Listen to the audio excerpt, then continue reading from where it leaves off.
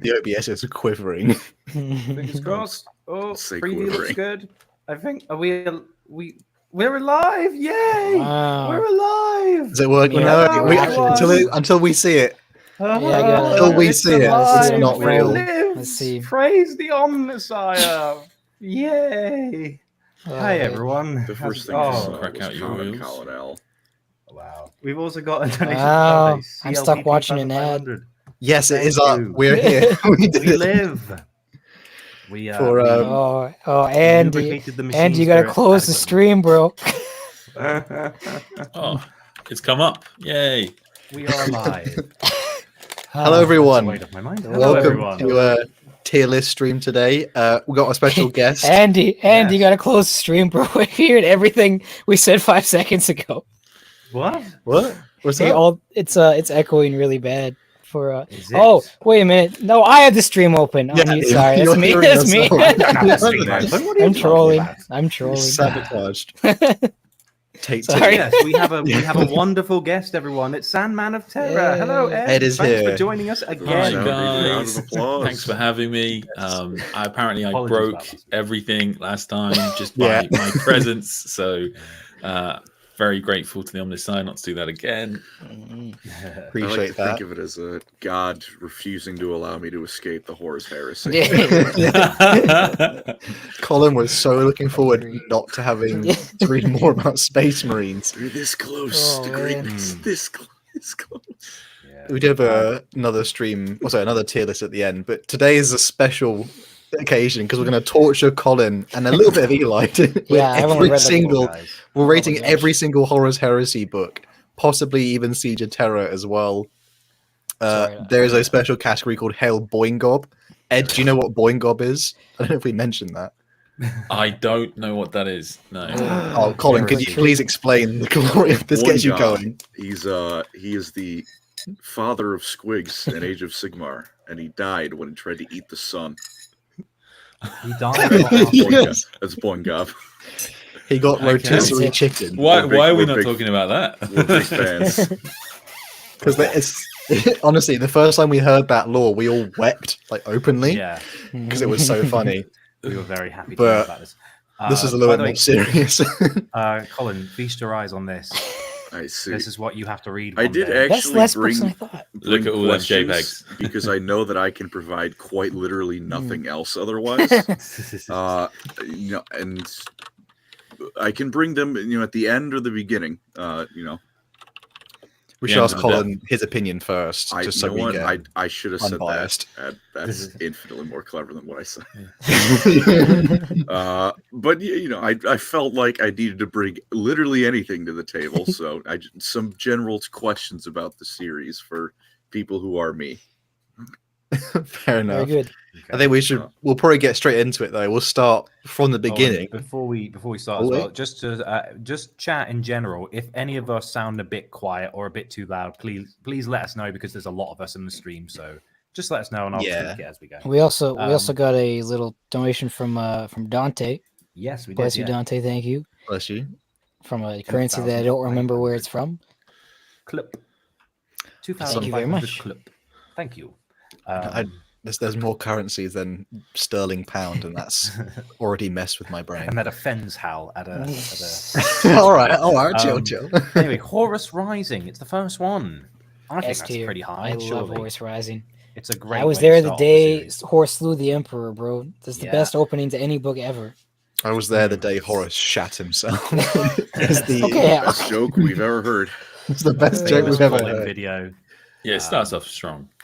Just for Starts off- people listening, a brief thing about Horus Rising is essentially just the straight up introduction of Horus Lupercal. Like loads of love characters like Garvia Loken. Unfortunately, Erebus is in it. Come on. Erebus, just like a brief summary, like the kind of like what happens in the book. So people listening being like, I have no idea why they rate that book so high. Yeah. There's like an initial part where it's a great joke where he's like, Garvia Loken the day Horus threw the Emperor. Oh, sorry, Donkey Man USA is a A donation. great elbow to the face for Lucius as well, for all you Lucius haters. Yep. It wasn't fair. It wasn't a fair fight. But also, I think one of my favorite things about Horus Rising is that it's your introduction to the heresy in terms of like, this is where we're going to get a bit more serious, guys. Okay, we've had enough jokey 40k for the last 10 years. This is serious. Anyway, so the planet's called Murder, and we're just like these mecha arachnids, and you're like, okay, cool, super serious, Dan. I like it. I like has a it. real designation, but that's just what they call it. It literally is Star Troopers, isn't it? Or Starship kind of Troopers. is. Kind of is. I mean, In the middle of the Warhammer book. is. Yeah. No, but they literally like kind of go like way too close to it, and I wonder if Dan Abnett went, "Let's do it. Go on, do it." Whatever. Well, after what they did Did to you read Dune, out, like they might as well. Just... Well, we got loads of donations. How did you Thank read you, out guys. Donkey Man's? Oh, I didn't get to it. Okay, He says should Horus Rising was good, but it was a weird choice to start it with Loken saying how he was there the day Horus shat himself. Oh my It's gosh, back. I don't want to hear this anymore. It's not true. All lies. Horus can't even fit into like the Portaloo, so it's fine. Another donation Master by Chief, it's built in the armor. Yeah. oh, it's his food. Practical, another donation, $5. Thank you, brother. He says much you very love from much. Virginia. Hope you all have a good day and evening. Keep up the great work. Thank you, brother.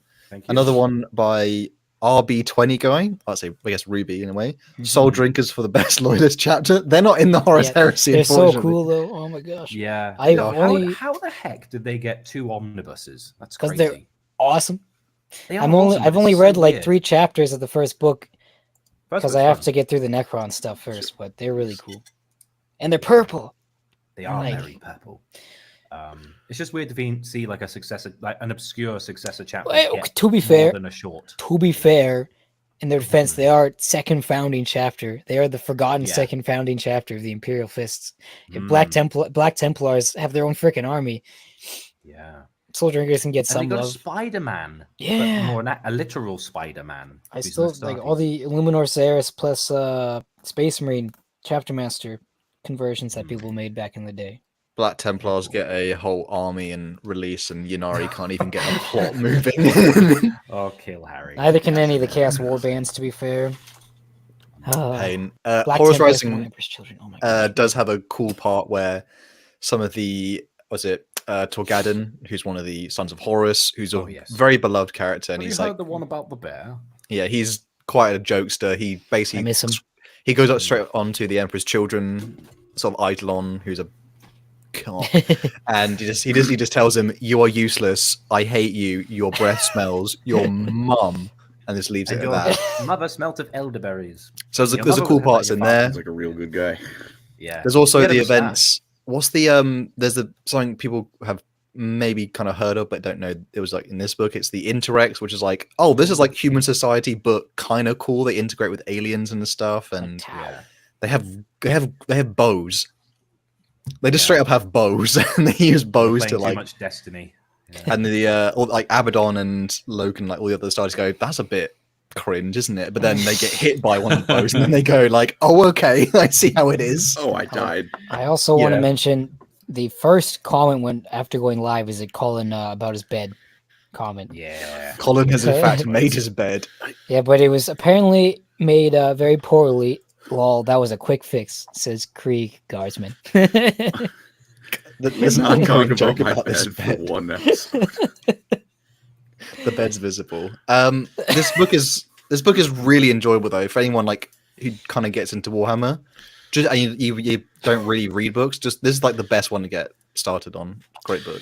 Honestly, I put it so much higher up the rankings of where to start reading Warhammer 40k than I think most people. I think the most intimidating thing about it is the fact that it's part of a 64-book series, but Gaunt's Ghost and Caiaphas Cain are also not short. So it comes and goes. Yeah. And it's where I started, and I Yeah. now do this. So I can't not Yeah. recommend it as a first It novel. wasn't where I It's started, but it objectively wasn't great. far off. Yeah, me too. I think I started with Fulgrim. I think that was my first book that I read. Because I remember trying to read Fall of Damnos. You read the first 3, and there's no like piss and shit in this one. So Yeah. I got to be honest. Yeah. When I started getting into this series, and I read them all now. I say read. I listened to them. I basically waited for them to go on 2-for-1 and £3 sales on Audible. And I remember Prospero Burns was one of the first ones I listened to, but it was fine because it was kind of like a separate thing. And Descent of Angels. So I kind of went like Horus, Galaxy in Flames, Descent of Angels, Prospero. Like I did the first three, and then I ping-ponged around a bit. I think until I got enough to go I honestly, I have an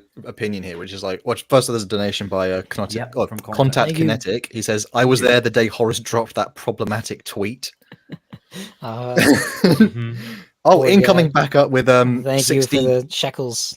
6 twigglies. I don't know what I'm pretty sure they're actually shekels. I looked it up. He On says, Israeli currency. Do you want to read that one now, Eli? My favorite moment from the Horus Heresy was when the Emperor turned to his least favorite son, Boingob, and told him, "You really are the Warhammer Age of Sigmar," and then he sent a horse to rotisserie chicken him. Man, guy. that was quite the sentence. I tell that sentence to a freaking 12th century child. Tastes good. I mean, I don't think it does. surely there's a good tasting squig out there. There's like 1,000 different squigs. It's the chicken squig. It tastes like chicken. There's like not enough a gourmet squig in squig. 40k.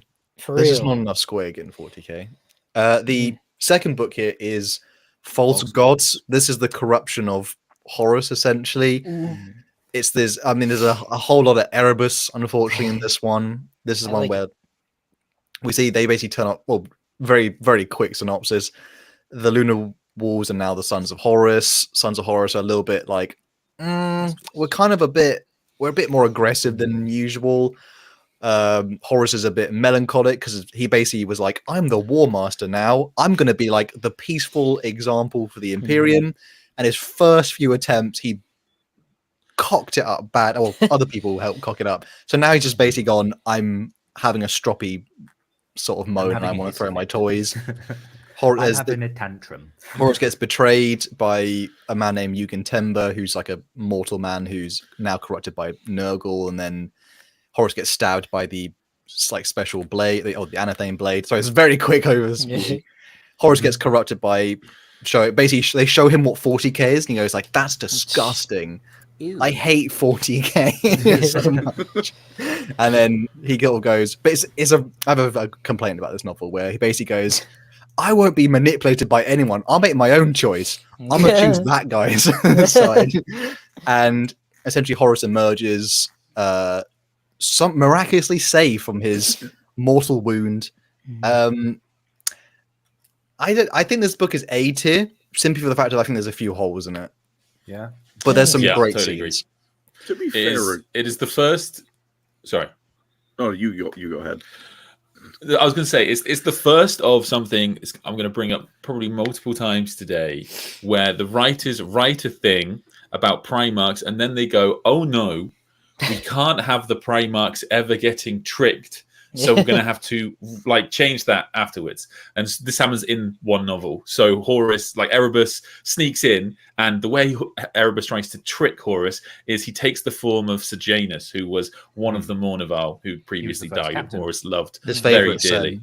Beloved by And I think Horus sees Erebus and then quickly like sees through him, and he quickly like sees through everything that's going on, but he still falls to chaos. And the reason this book doesn't work quite so well for me is I feel like they should have picked the way Horus was going to fall and stuck to it. Either he gets tricked or he's an egomaniacal maniac, and they don't really pick a lane, and so it doesn't quite work. I find he just kind of like sees a bunch of statues where the whole like all the loyalist Primarchs get statues in this vision, and he's like, why haven't I got a statue? And that's genuinely the part of the book his mind seems to turn, and you're like, this is just weird. Yeah, and there's a bit in the later books where it's explained like, oh, there's like a piece of him that's still noble and stuff, and he's in the warp fighting for his life, and actually he was possessed all this time, and say, what's going on with Horus's intentions? I'm not sure. They want to experiment with too many ideas. There's a few cool scenes which Colin might enjoy as Imperial hater, which is when Horus gets wounded, like all the Sons of Horus and members of like, Space Marine, they're like, oh, they're like the noble warriors who are like just fighting a little dirty war on the side. It's not that bad. When they carry Horus's wounded body back to their ship, to the Apothecarian, cutting through civilians, aren't they? Yeah, they literally like all the people start like crying, going like, oh my god, it's Horus, and they go move, and they literally like stampede. I think they described it as like an actual like mulching of people. We've then all that's when been like on the tube and had on the trains. Oh man, no, then they kind of are. It's when like humans first realize like, oh, this is what it feels like to be on the other end of fighting Yeah. Astartes, and they're a little bit more wary of them. Ooh. And there is that cool. My favorite scene is when they do like carry his body down to like the temple on not his fan. It's like that. I mean, Davin. They're carrying his body on like a sort of funeral pyre thing, and all of them, even the Astartes, are like weeping. And then people start praying, and then people go like, "Oh no, people are praying. We're not supposed to pray at this time." You know what I mean? This is the anti-prayer ship. But it's quite well written, that part. Again, lots of cool things happen in the book, but it's just overall, like, again, like they feel like we had an end goal. We had to get the character to that end goal rather than just see what we can explore. Next one, Galaxy in Flames, Isfahan 3. Could I just add one Classic. more note to Sad. False Gods real quick? Yeah, Go go ahead, for it. go ahead. I know a lot of people like make the joke where he's throwing a tantrum. It's like, I feel like being tricked into a little bit of genocide is a valid reason to be unhappy with your lot in life at that moment. That It is might fair. affect your little credit bit. score. I You're not don't gonna be blame very him for tough. being a little bit We- upset. We also got some mentions in chat about the poop knife, which is an OG Yeah. Fabius Bile video. Yeah, Lorecrimes I've, meme. So I've shout out. given it a pin for rarest Pepe for bringing it up. That's a poop deep knife. cut. That's a Lorecrimes deep cut. Yeah. Wow. But yeah, Galaxy in Flames. Istvan makes me cry every day. This I is miss you, Soul. Does anyone else want to explain this one briefly? Just One of the makes best me too Istvans, sad. I think. Yeah, my favorite. I can hear Donald Trump voice like, of all the Isfran, it's the greatest or something. Andy, Andy likes Flight of Eisenstein. I think I'll save Andy for that. I could do a brief rundown on this one, which is basically Isfahan 3. Yeah. it makes So me sad. characters that we've kind of Istvan 3 point. Go ahead, yeah. Istvan 3 part 1. Yeah. we kind of follow like the point of view of like a lot of the characters established in the first two books, who are like they're minor characters who will then not make it further in the heresy. Characters like you heard of like Saul Tarvitz, Colin, Yeah, possibly the yeah, Emperor's he was the Children. leader of the Loyalists on. Yeah, this is- I know I miss him. the outline. If you ask me like a very basic Horus, I'm not ignorant. I know what. No, I happens just in make it. sure. Just make sure. If you ask me for knows the- anything, I was using it as a resembling springboard. fair enough. Who's this horse? Yeah. Who is this Say- horse guy? Dude, if you ask me for anything resembling a scrap of dialogue, I'm up Shit's Creek without a paddle. We Oh, have we have a a- donation from Damien P. Shout out Thank you to very much. Damien Luck. Thank you, Just throwing that Damien. out there. Thank you. Finally catching a stream, and thanks for getting me through a double shift. Also, any book where Jagged Icon is S plus. We'll get to The the bride. they're going in The best. bride. Hope you're surviving your shift. Sounds like a long day. We'll get to Jagged Icon. We'll get to a book where we go, oh yeah, Jagged Icon's in this. Yeah, somewhere in the heresy. Point up tier. It's I mean, I do think for this particular book, I put it in A, just Yeah. because I know that some other books I felt much stronger. above or below about- False Gods, Mhm. do you reckon? It's not one of those books I'm like, oh shit. Yeah. And actually, I would say compared to the next novel, which is part 2 of Istvan 3, I would say it's the worst of the two. Mhm. There's some cool scenes in it. They kind of start to show, like particularly in the Emperor's Children, some of them are starting to show corruption in terms of like Eidolon, who's got this voice box thing surgically put into his throat so he can scream at people aggressively loud. That is And then awesome. Saul Tarvitz goes, "That's a little funky. Where's that from?" It's like, and he goes, "Don't mind your business. Yeah. Get off my back." There's again, the dialogue on this one is not like I don't think back to this book and I go like, "Oh, there's like a really cool scene," but the overall tone of the book is done well because you feel like pretty much like, "Oh my god, like all my favorite characters are in danger." And Yeah. And you sad. mentioned Torgaden earlier, so I mean, him dying. I mean, that's the argument for D tier, isn't it? Really, I think. Yeah. That Worst is decision. really for, that is for Worst people, really decision. tough. Not only do they kill Torgaden, but then, as we'll see, torture him for the next 20 years. for people in our listening, world. Tarek Torgaden is a Sons of Horrors character, and he's the only person who has a sense of humor as an Astartes. He's the only one who makes Yeah. jokes, and he's so likable.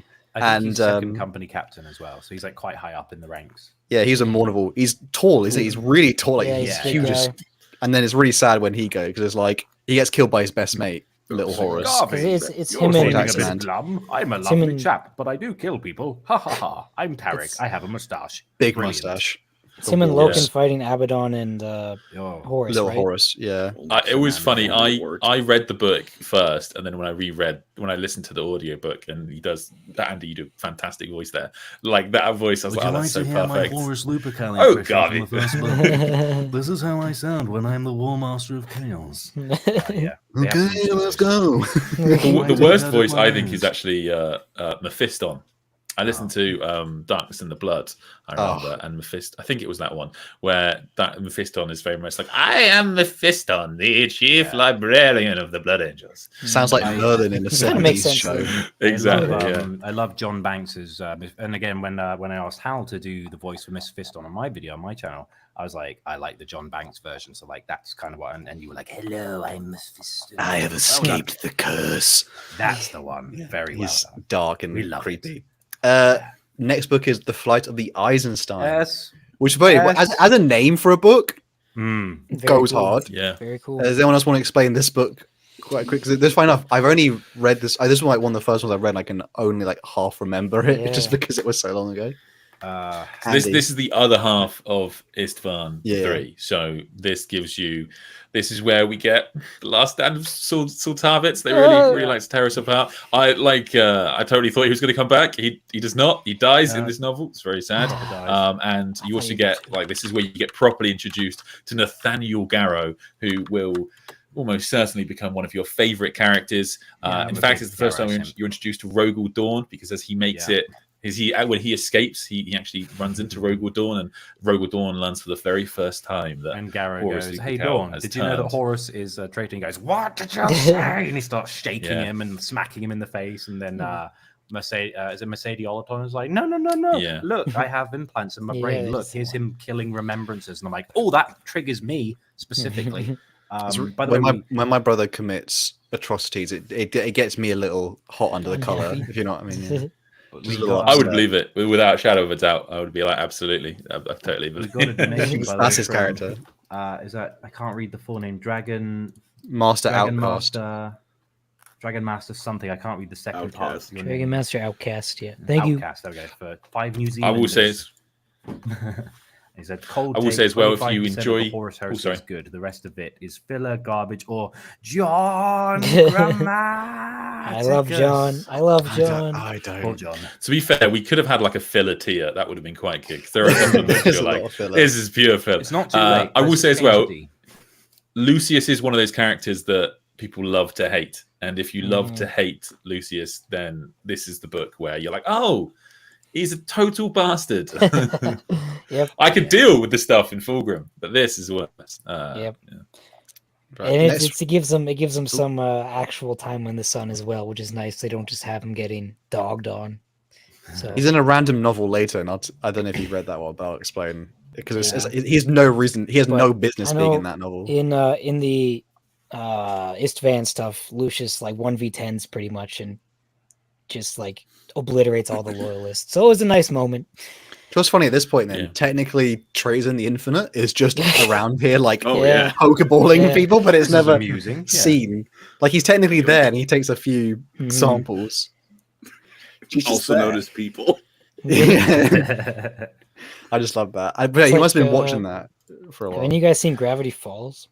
Yes. No. It's like Bringden Blandon, something like that, the time traveler guy. Oh, If you look in yeah. the background, you see him like picking stuff up and fixing anomalies and whatever. Yeah. Although again, I love the memes of the end and the death when people were like trying to get the third edition. There was that meme. It was like, finally, I have them all. It's like, yeah, get rid of scalpers. Yeah. I don't like Just, scalpers. you can just kill them. Murder The Skull only book- Scalpers. The only This book is- this with is a Boring Primarch God as the tier. name. This book is is not Boring Boring God God tier. tier. It's This so is good, not. dude. It's so Do good. you want Oh, to it is explain, so Eli, what funny. happens in All this right, book? like, make your case. Make your Uh, case. Who's it about? Oh, I don't know. Go Why is for there one it. more book named that as well? What the hell? There's another book named Fulgrim. It's Is know this a the book Fulgrim? Fulgrim. Is It's that a about Fulgrim? the guy Fulgrim and the guy Fulgrim's Legion, the Emperor's Children, and also the Iron Hands are in it quite a lot. Iron Hands, most of Iron Hands lore is in the book about Emperor's Children, so that helps, I guess. Yeah, and they're taking up the It's- entirety of the book cover. Like, Fulgrim. Yeah, for is real. Iron Hands. The first, What? a lot of the covers are really weird for these books, Mm. but anyways, it's Man, it's been a while, but it starts off on the planet Lair, or is it Lairin? One of the two. Yeah. And the Emperor's planet of children are Lair. fighting these cool snake-looking things. I kind of always imagined them similar to Slardar from Dota 2. Sorry for saying that game's name in our stream, but Slardar with like 6 arms type of thing, and the Lair are like these super adaptable, wacky creatures where there's castes and of the species. And there's like warrior forms and there's like worker forms, and they kind of have a lot of genetic engineering going on. I might just say the whole book. I'm sorry. And Xenos Law. So Did it. yeah, basically, I gotta get it in there. So That moment basically, when the Laren get more lore than the Eldar in the whole series. oh, okay, Eldar's okay, in calm this down. one. Eldar is in this Eldar one. are in this one. It's tough, but anyways. So The Eldar Fulgrim, is in this one. Emperor's children are fighting really hard. They're fighting a little too hard at some points, but they eventually get to the end of it. They go into this temple where there's a lot of snakes having They're also segs. hard fighting. Yeah, Sorry. and okay. Sorry. Also, the planet Lair is like this ocean planet, and there's these big spires on the islands. It's cool. It's like a coral type Coral reef environment. world. So they go into this Segs dungeon with all the rest of the population doing it, and they find this wacky sword in the middle of all of it, and they think, man, that would be really cool if I took that sword. Nothing bad could ever happen from this. And so Fulgrim takes the sword as his own little thing. And I mean, we don't have to talk about the rest of the book, if I'm being honest. Well, Isfon 5 happens. That's also okay. So Fulgrim takes the sword.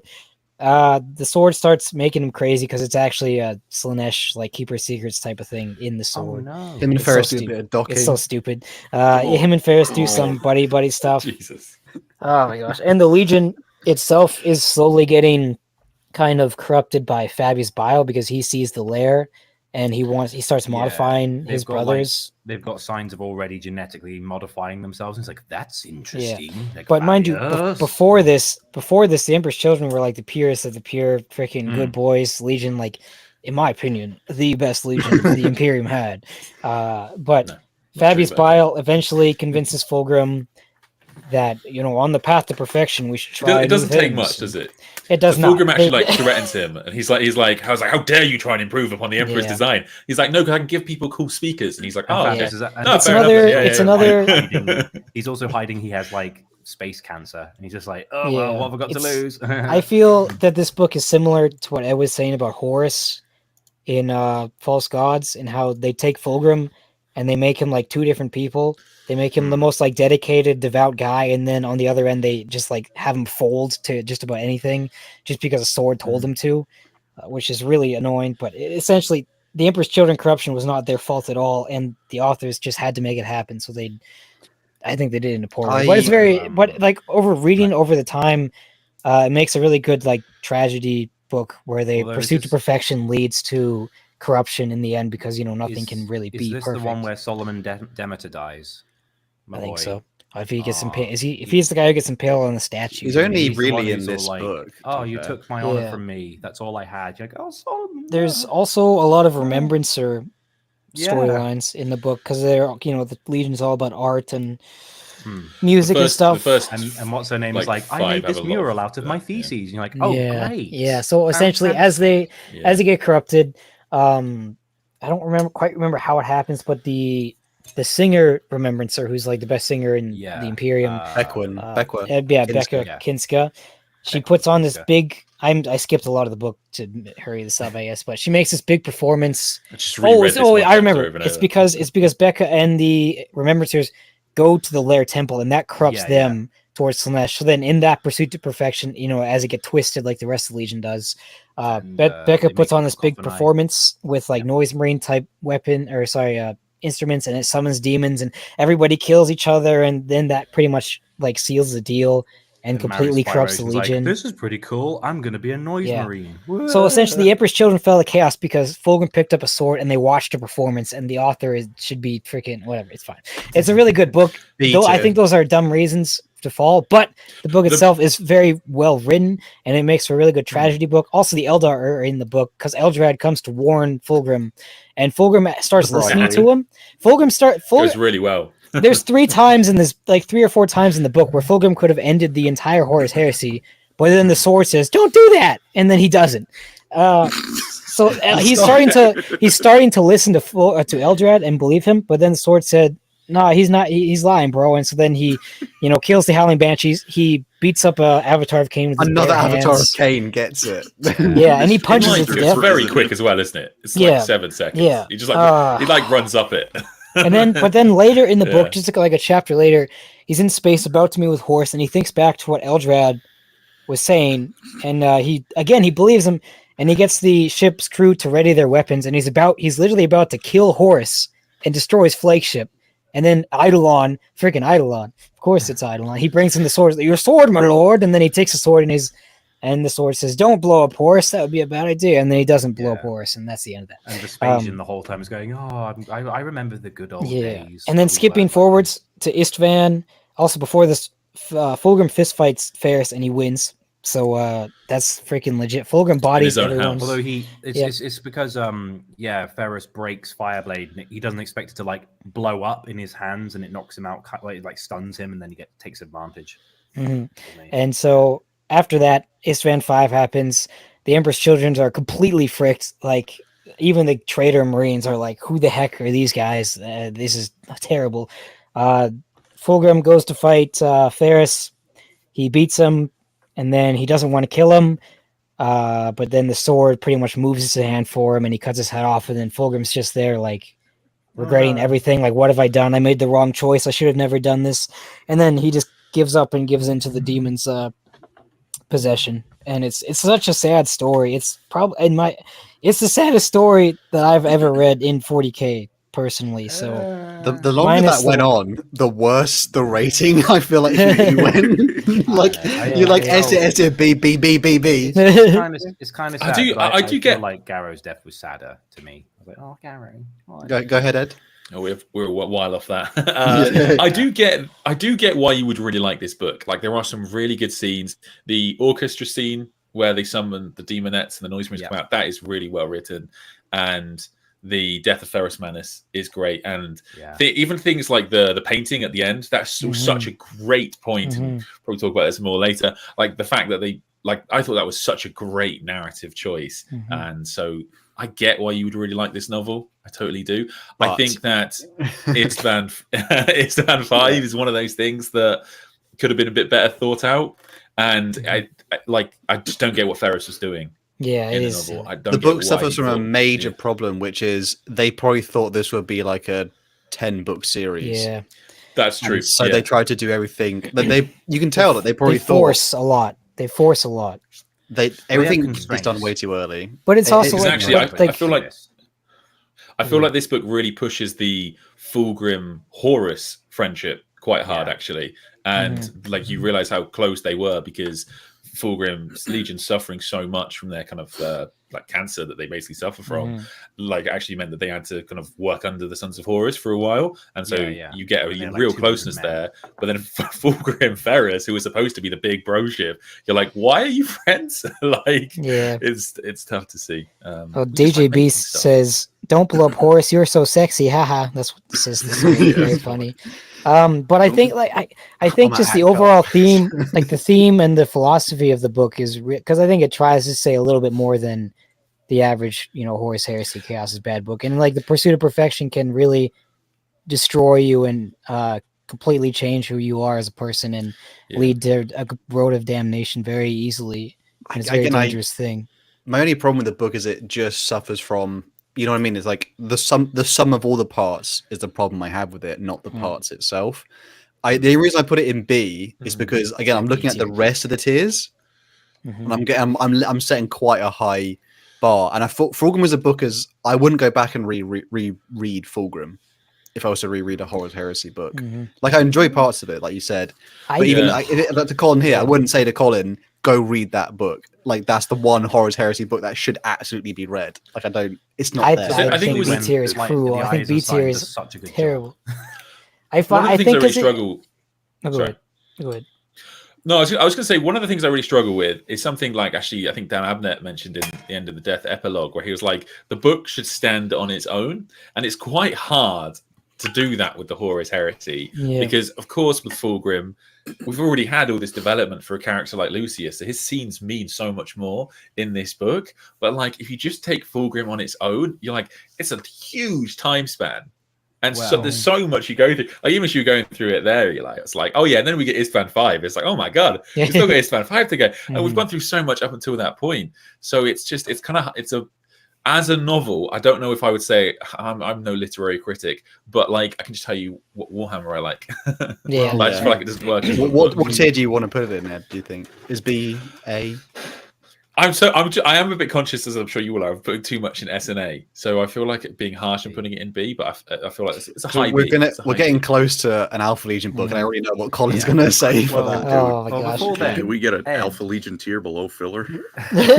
well, Oh, Ed, Fulgrim you should not be in B. This is a you were saying travesty. about like a book should stand on its own as a self-contained story.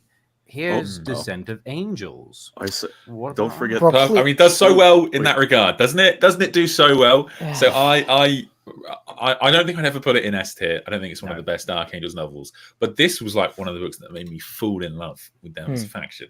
It's a I really good adored I them. thought people hated this book. So much. I didn't mind it. People I do. thought- People do typically. Sorry, that's what I'm caveating. People do typically dislike this novel. I think one of the big things is that of course most of it, all of it, is not set during the Horus Heresy. It is the story of the lion on Caliban and defeating the great beasts. So it kind of pulls you out. And I don't want to be harsh enough to put it in filler, but arguably it kind of goes into that filler category because it's just you could if you wanted to tell a Horus Heresy story, you could have told a Horus Heresy story. No, it can't go. And It's not worthy of like anthology filler level. Can I what makes that? it worse, I think, is that Zahariel's storyline, it sets up Zahariel as a character, but Zahariel's storyline goes all over the place because he has no consistent writer. All of his writers after this are different. And so it kind of seems a little bit filler. Having said that, I did really enjoy the novel because Caliban is such a great world.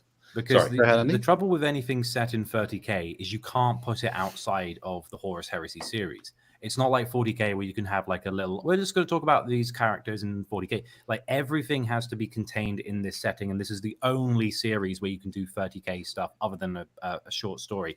For me, when I listened to this book, I really enjoyed how it set up the Dark Angels. And it was almost like you had this grand 5-book series. And it's like, here's everything going on, blah, blah, blah. And it was like, right, you guys are excited. Let's calm down a minute.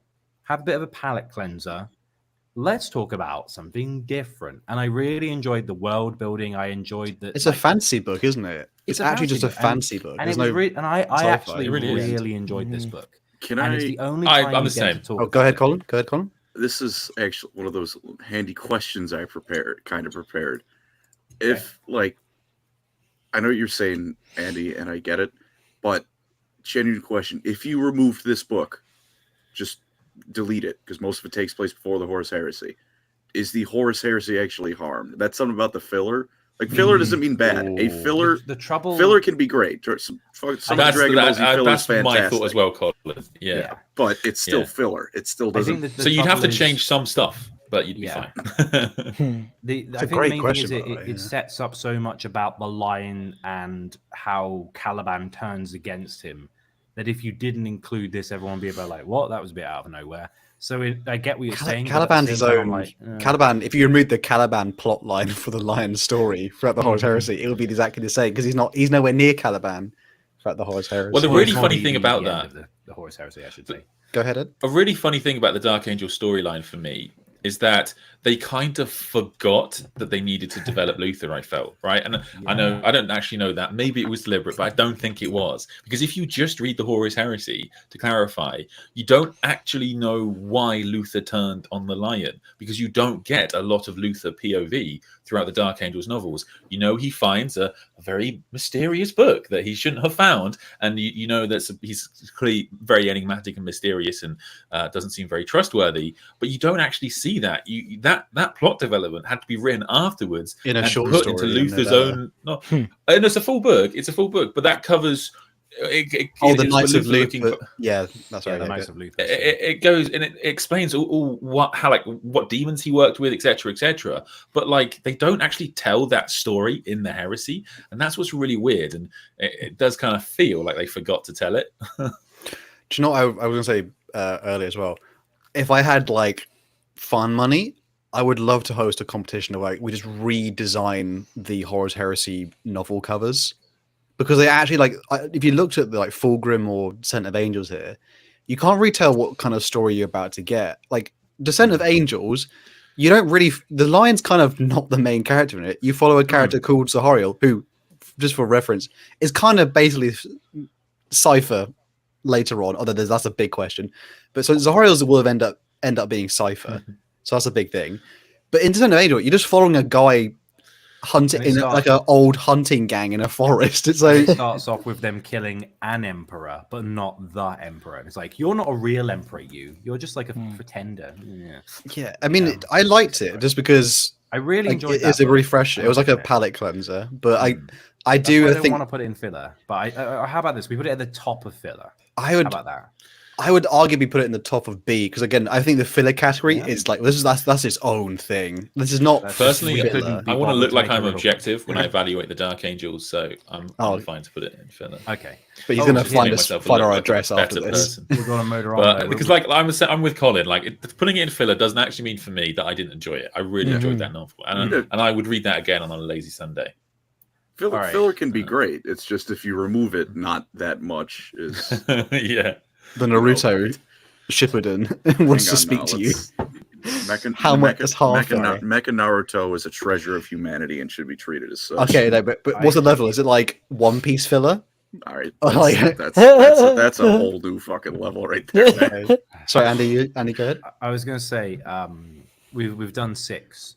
We're gonna get moving, I think, yeah. But I wanted to preface this one with like, I feel like we'll do the anthology super quick. Colin's been a bit quiet for a while, so I'd like to offer an olive branch to Colin. Be like, Colin, would you like to tell us what you think about this Alpha Legion book? Colin, there's no way you've read this book.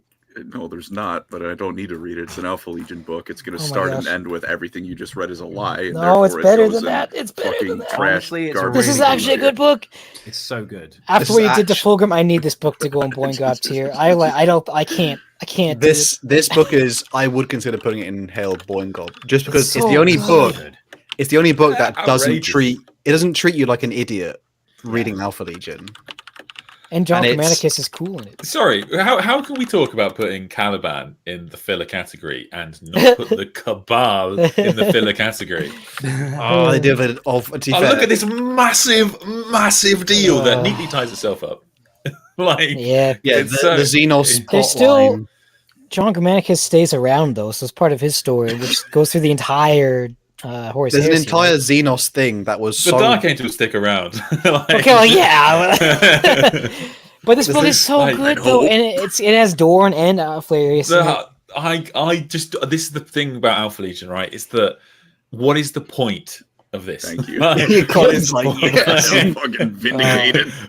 I think like the whole when they meet the Cabal and they're like, oh, but we knew about you, but you knew about me, but we knew about you. I'm just like.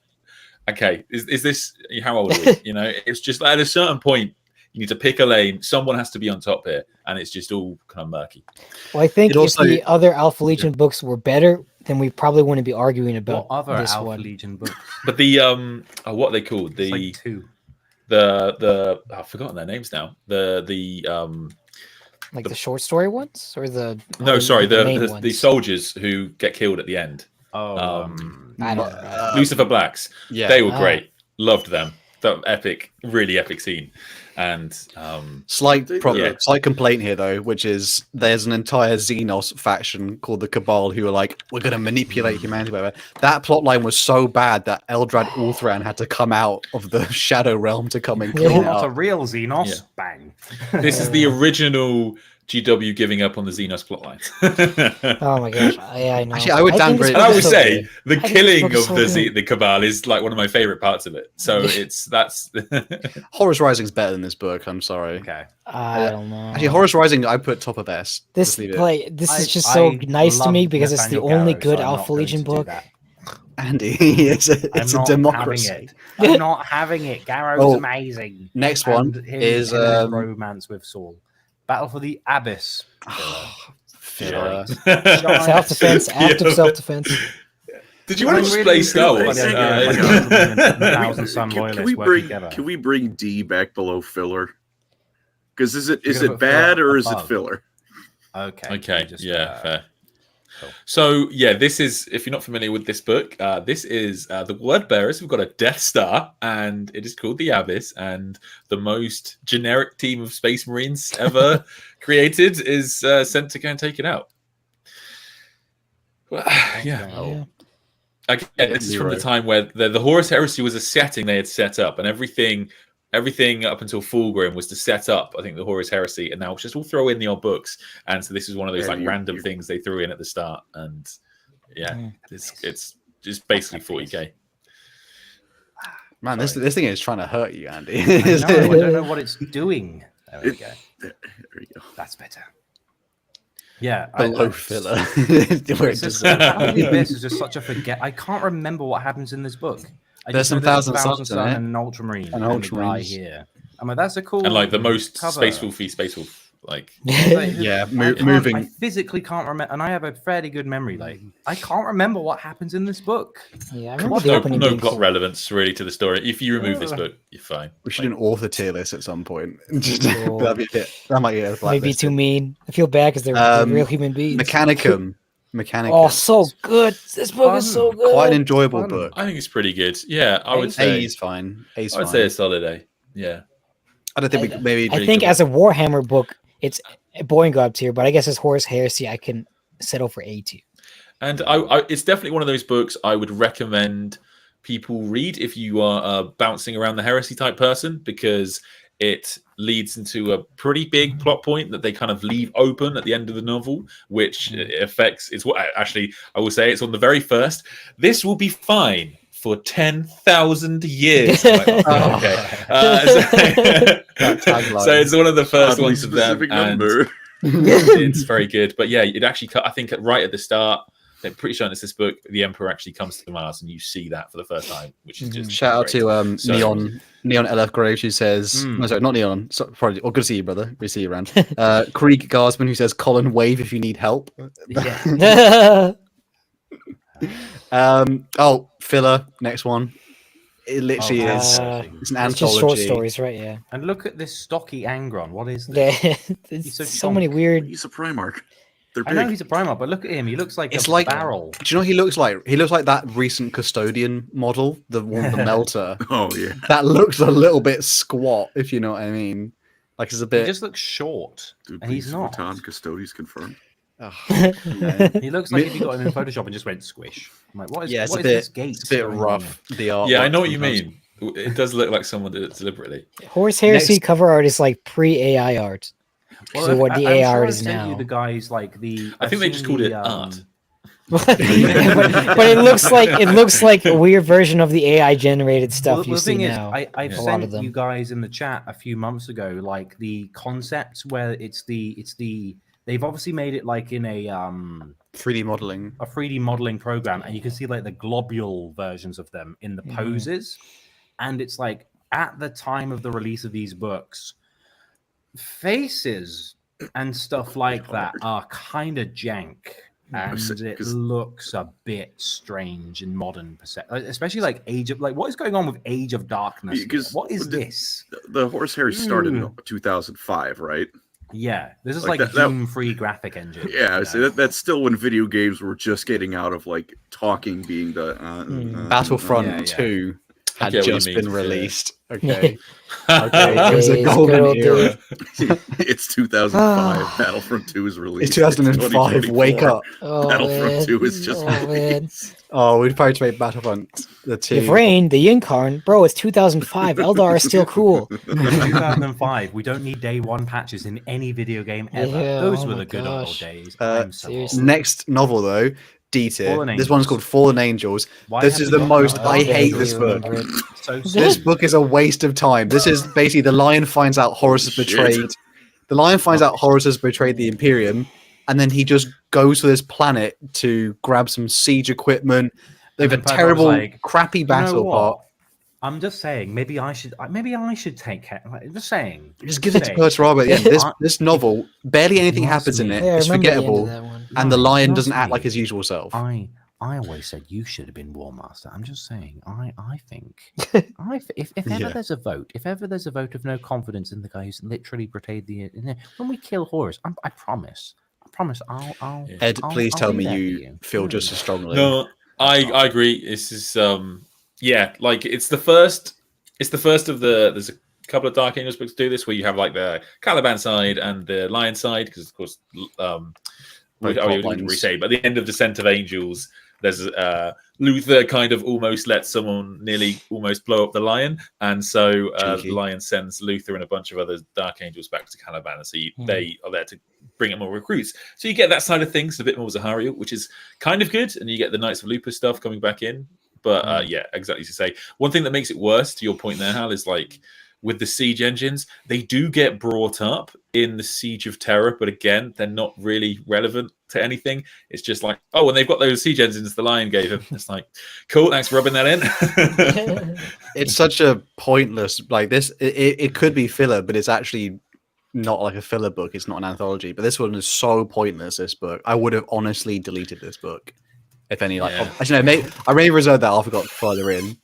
Next one, though, 1,000 Suns. Now, I have a lot of bias to this one because I enjoy a lot of the world building in this, but I recognize this book is probably not great top tier. But I enjoyed this book. This was one of the first ones I read, weirdly enough. And I liked it because I hated Magnus's noodle hands. Yeah, it's weird. This is where you get to, if you want to find out if Magnus did anything wrong, this is your book, basically. Yeah. And the answer, I would say, is yes. I'm pretty certain agrees with that. But yeah, I would say it's about that. I wouldn't actively defend it. Magnus does do a couple of really stupid things in the novel, and that kind of irks me. But yeah, it kind of reminds me of Fulgrim. In Fulgrim, the authors just make them do dumb things because they need to do dumb things. And so Magnus ruins everything, even though he's like the smartest guy there is. But I enjoyed the 1,000 Suns, like the actual like Legion part of it, so much, just because it makes them like seem like a futuristic, well-rounded, like elite warrior sort of group. They have cool psychic power moments too. Yeah, but then it just again like the I don't watch it for the plot. If you know what I mean. By the way, we got a donation from Deacon for $9.99. Thank you very much. Thank you. Says huge fan of Lorecrimes. Oh, I got to scroll up. Huge fan of Lorecrimes, and listen to it for help getting through the work week. A lack of WHFB/AOS factions beginner to expert is a crime. I agree. This man's my lifeline right now. Yeah. We have another donation. Yep. Oh, okay. Take it away, from Eli? Core 6F6 for $5. Thank you very much. Fellas, 2 questions. Is Gotrek and Felix Omnibus 5? There's 5 omnibuses. Is Gotrek and Felix Omnibus 5 necessary? And what should I read after Slayer? They're all necessary. And after Slayer, you should cry and then read. After Slayer, you should start again. I won't lie. I've read all the Gotrek AOS stuff. Wow. Not bad. It's good. It's good. It's okay. I mean, to be fair, there's some of them are like, I feel like it suffers from the...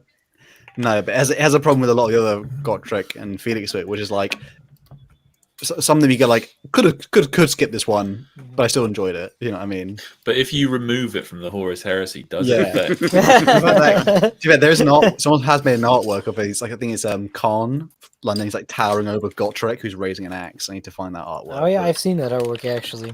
That was enjoyable. Fellas, I do not want to build this rhino. Just for people. Okay, sorry, Ed. Sorry.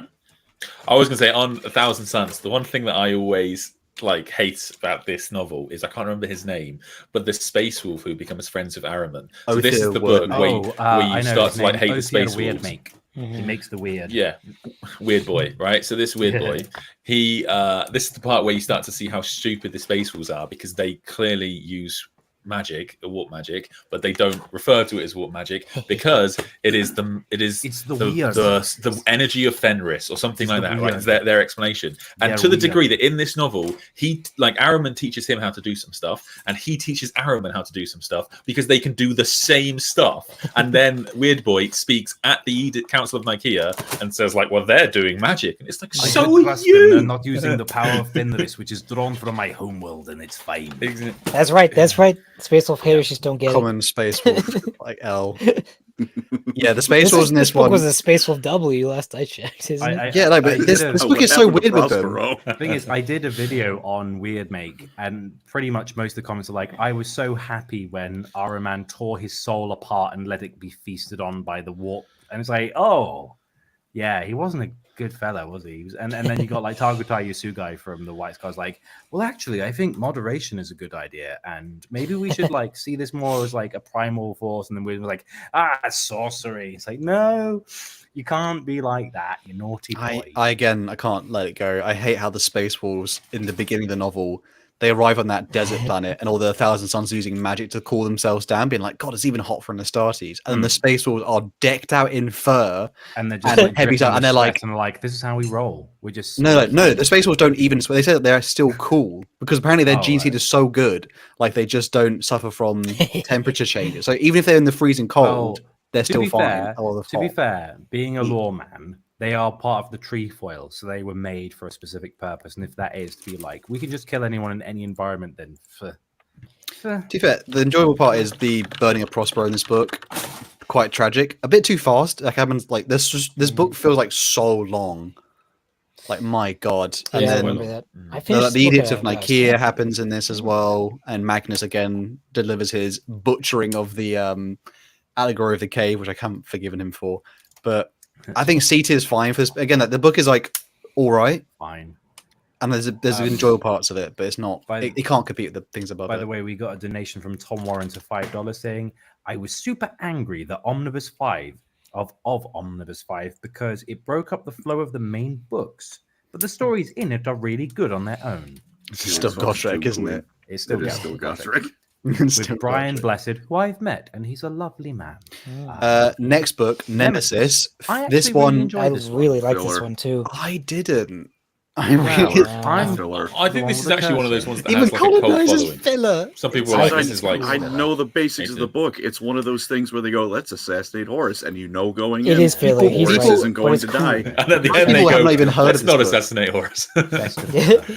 Yeah. It's like again, This is an it's like- assassination attempt that goes so wrong, they decide at the end of the book that they will never try and assassinate him again. Except Luke for the Cederay. times when they do try to assassinate him in the future. Poor Luke It's- Cederay, who's literally wearing Horus's armor, is like, oh, I must be very important. I'm going to address the people. Headshot. And you're like, oh, Luke, you poor man. It's like the book can be great, but it's filler because again, if It they're is trying filler, to, but I'm if putting it's it at like the top. I'm going to kill X Primarch, you know, it's And not there going was to like, happen. it was just nice to have like an Assassinorum book where you got to see Yeah. the dynamic of like the first ever kill team working together and being like, oh, you got an Eversaw and a Vindicare and blah blah blah, and you see how they like don't like each other because of like, oh, she changes shape and he's just a murderer and he's a camper.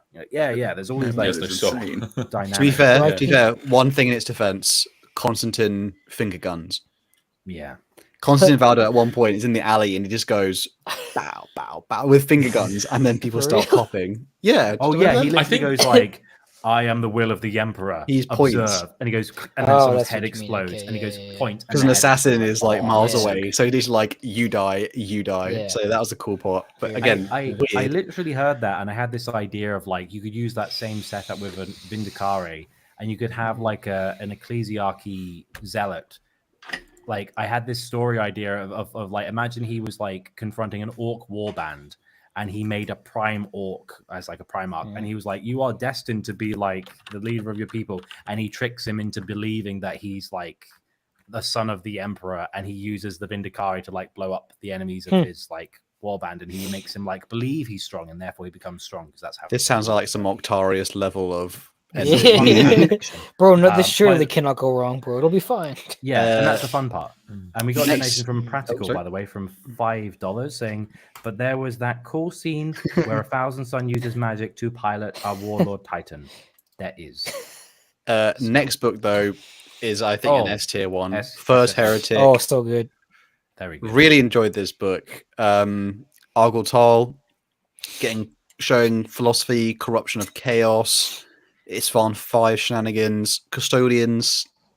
There's like I think this is one of the few books where also a lot of Lorgar in it as well. The full book flows so We change well. the tone there.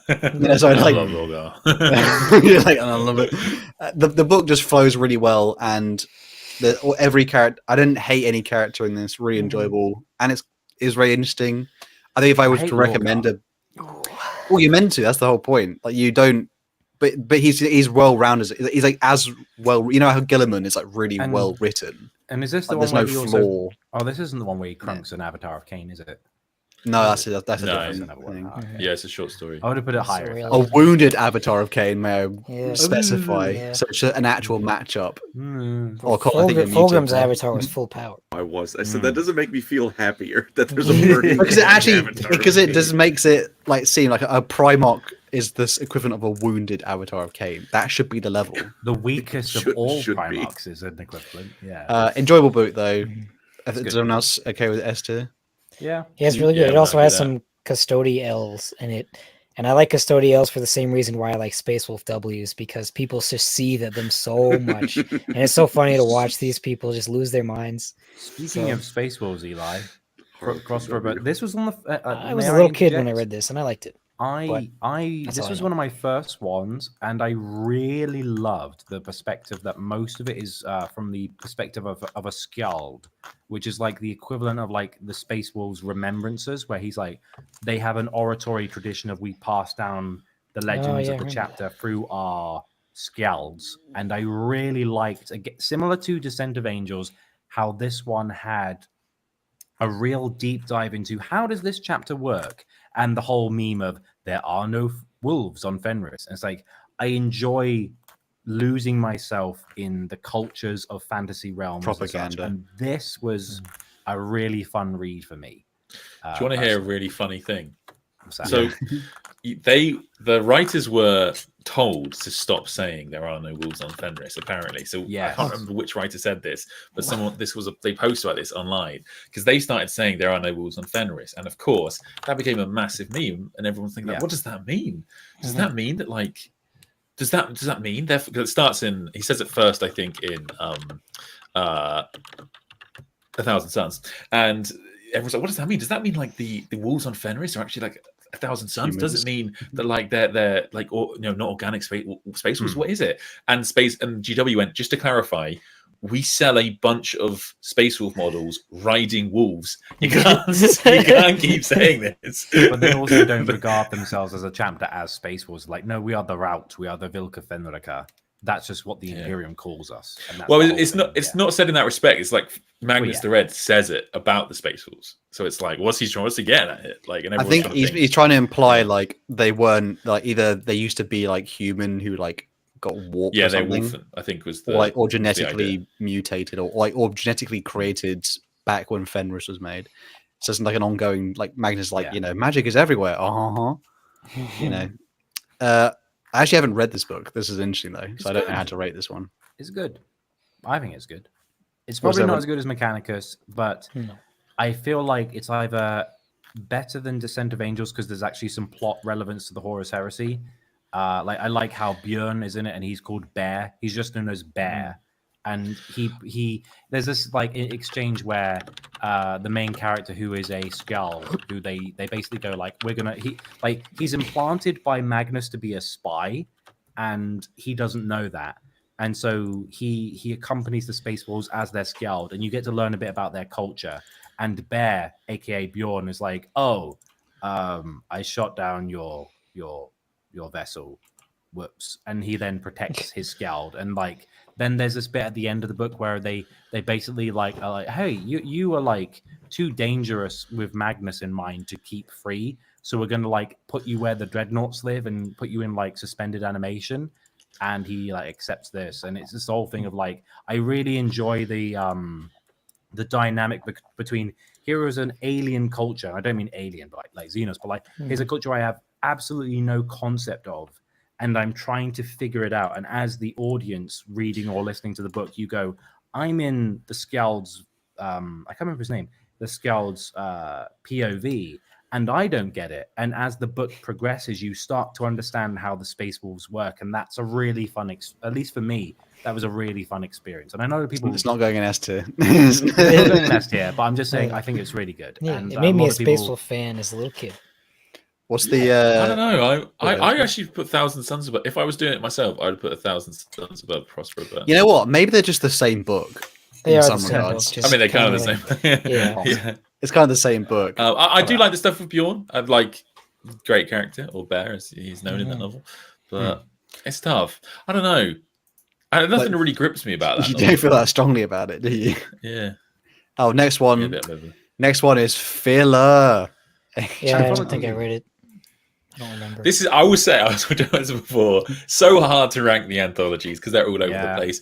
I think this is the one I like the most. I think this is the one that has like Dantiok in for the first time, and it has like the Kurz versus Lion fight #1 with Coursewayne. So I think that's in this one. So I would rank this one as the highest of the anthologies. I think I quite like Talon and Korax. I think are quite good. But I'm trying to think. Yeah, they're all over the place. In fact, which one? Oh, Tales of Heresy. I think actually has Last Church, doesn't it?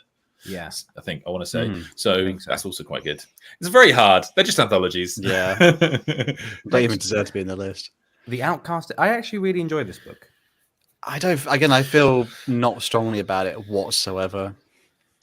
I do feel like not a lot of care was put into the novel. Well, may I make my case? Sure.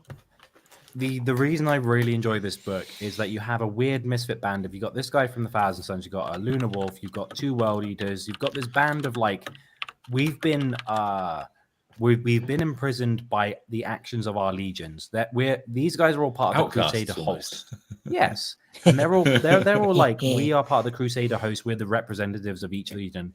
And what the Imperium did is they said, heresy's happening, we're going to imprison you all. Severian is part of this band. He becomes a proto-Grey Knight, part of the Knights Errant. But the main conflict is like them versus like a Thunder Warrior who has a criminal band or like a cartel, and they're protecting this navigator fella. And I really enjoy how unique and weird this book is. Because Yeah, I agree. like there's an Emperor's Children guy, there's a Lunar Wolf, there's 2 Lunar Wolves, I think actually. There's a couple of World Eaters, blah blah, and a Thousand Sun, and it's just like a weird band of misfits trying to like vindicate their actions, knowing that they're going to be hunted down. Also, 2 World Eaters kill a custodian while they're in prison. With their bare hands, baby, with their bare hands. Custodian elves. And it's like I really enjoy that. This is just a weird book. Yeah, I really and like it stands out like a sore thumb. I'm like, I love that kind of book because in this setting, it would be so easy to be like, we're gonna do another one about the Blood Angels and how they fight their good fight. I'm like, I want this weird stuff because that's where fun experimentation and ideas come from. And also, Severian gets a spin-off where that Japanese swordsman tracks him down under orders from Malkador, and he's like, "Oh, he can be a knights errant because he's actually quite good at like not dying."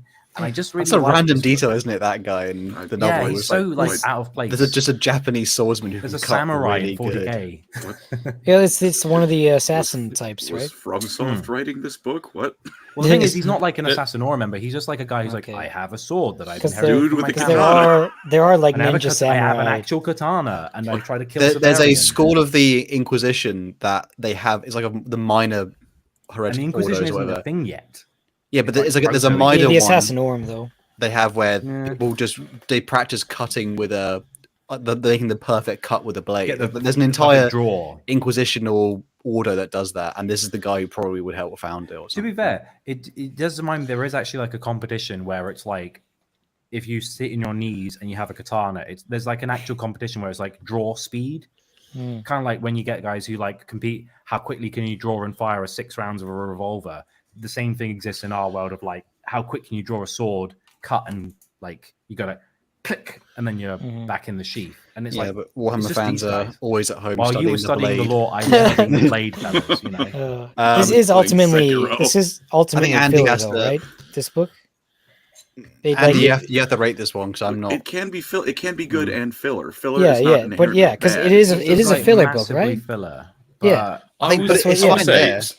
if someone the likes thing it is on the basis of Severian it goes having on a to be Thunder important. Warrior, can I just say though, okay, the problem with this novel is that like there's a big plot hole in this novel.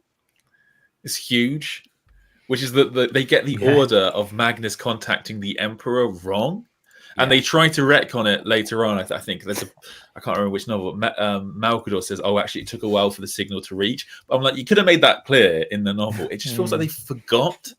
The Also, order they that they don't things tie are up the unfolded. Thunder Warrior dying. What's his name? I can't remember his name. Hmm. But he's like, I'm a crime boss, but I was a Thunder Warrior. And at the end of the book, he's like, I'll be back one day. And he never comes back. And they fight some scary demon thing at the end, don't they? Right? Some like dark angel, emperor demon thing. I'm pretty sure that I'm like 99% sure that happens. There's a plot hole in Fulgrim. I just remember it's the one where Fulgrim mentions, World Eaters, Angron, Mortarion, and Lorgar are ready to strike at the Emperor. He's like, he shouldn't know that yet. Well, this is a random mistake. I have a question. If the fact that Severian, who's the Lunar Wolf in this band, survives to go on to be important in the series, does that mean it can't be filler? No, it's not. I'll put it in People from Battle for the Abyss survive. And I guess it's a good question, but I think I have the same thing with like Descent of Angels, where I guess technically it introduces like Zahariel, but like you could have just put but that like into in this one, it's like else later. Severian it's quite an important. He becomes like one of the first Grey Knights. Like, you could put it in C tier, I think, just in terms of like it has that much impact. And honestly, I just think like this book is so unique. I just love the. I fact do feel like that it gets more hate than it deserves. Yeah, I don't get it. It's like what's let the people cook? Let people cook. What's the next one, Andy? The next one. Ooh, let me just scroll down. Is Raven Guard. Deliverance Alpha Legion, and Raven Guard. Alpha Legion. If Corvus or Vulcan are on the covers, can we just put it in D and move on? Yeah. Honestly, okay. This is a cool book. This was a cool book. I didn't enjoy it that much. I liked it. All right, they used plot convenience. There are some cool parts. They used the one with the Alpha Legion invade the Raven Spire. They used plot convenience to make it so that the Raven Guard don't get to be fair, that's destroyed. But that's some of the better Alpha Legionnaire tactics, and where they genuinely do. Yeah, stuff. it was cool. So like, I actually quite like that, and it's the psychic stuff they do, and the changing of their faces. Yeah, it's cool. That kind of thing.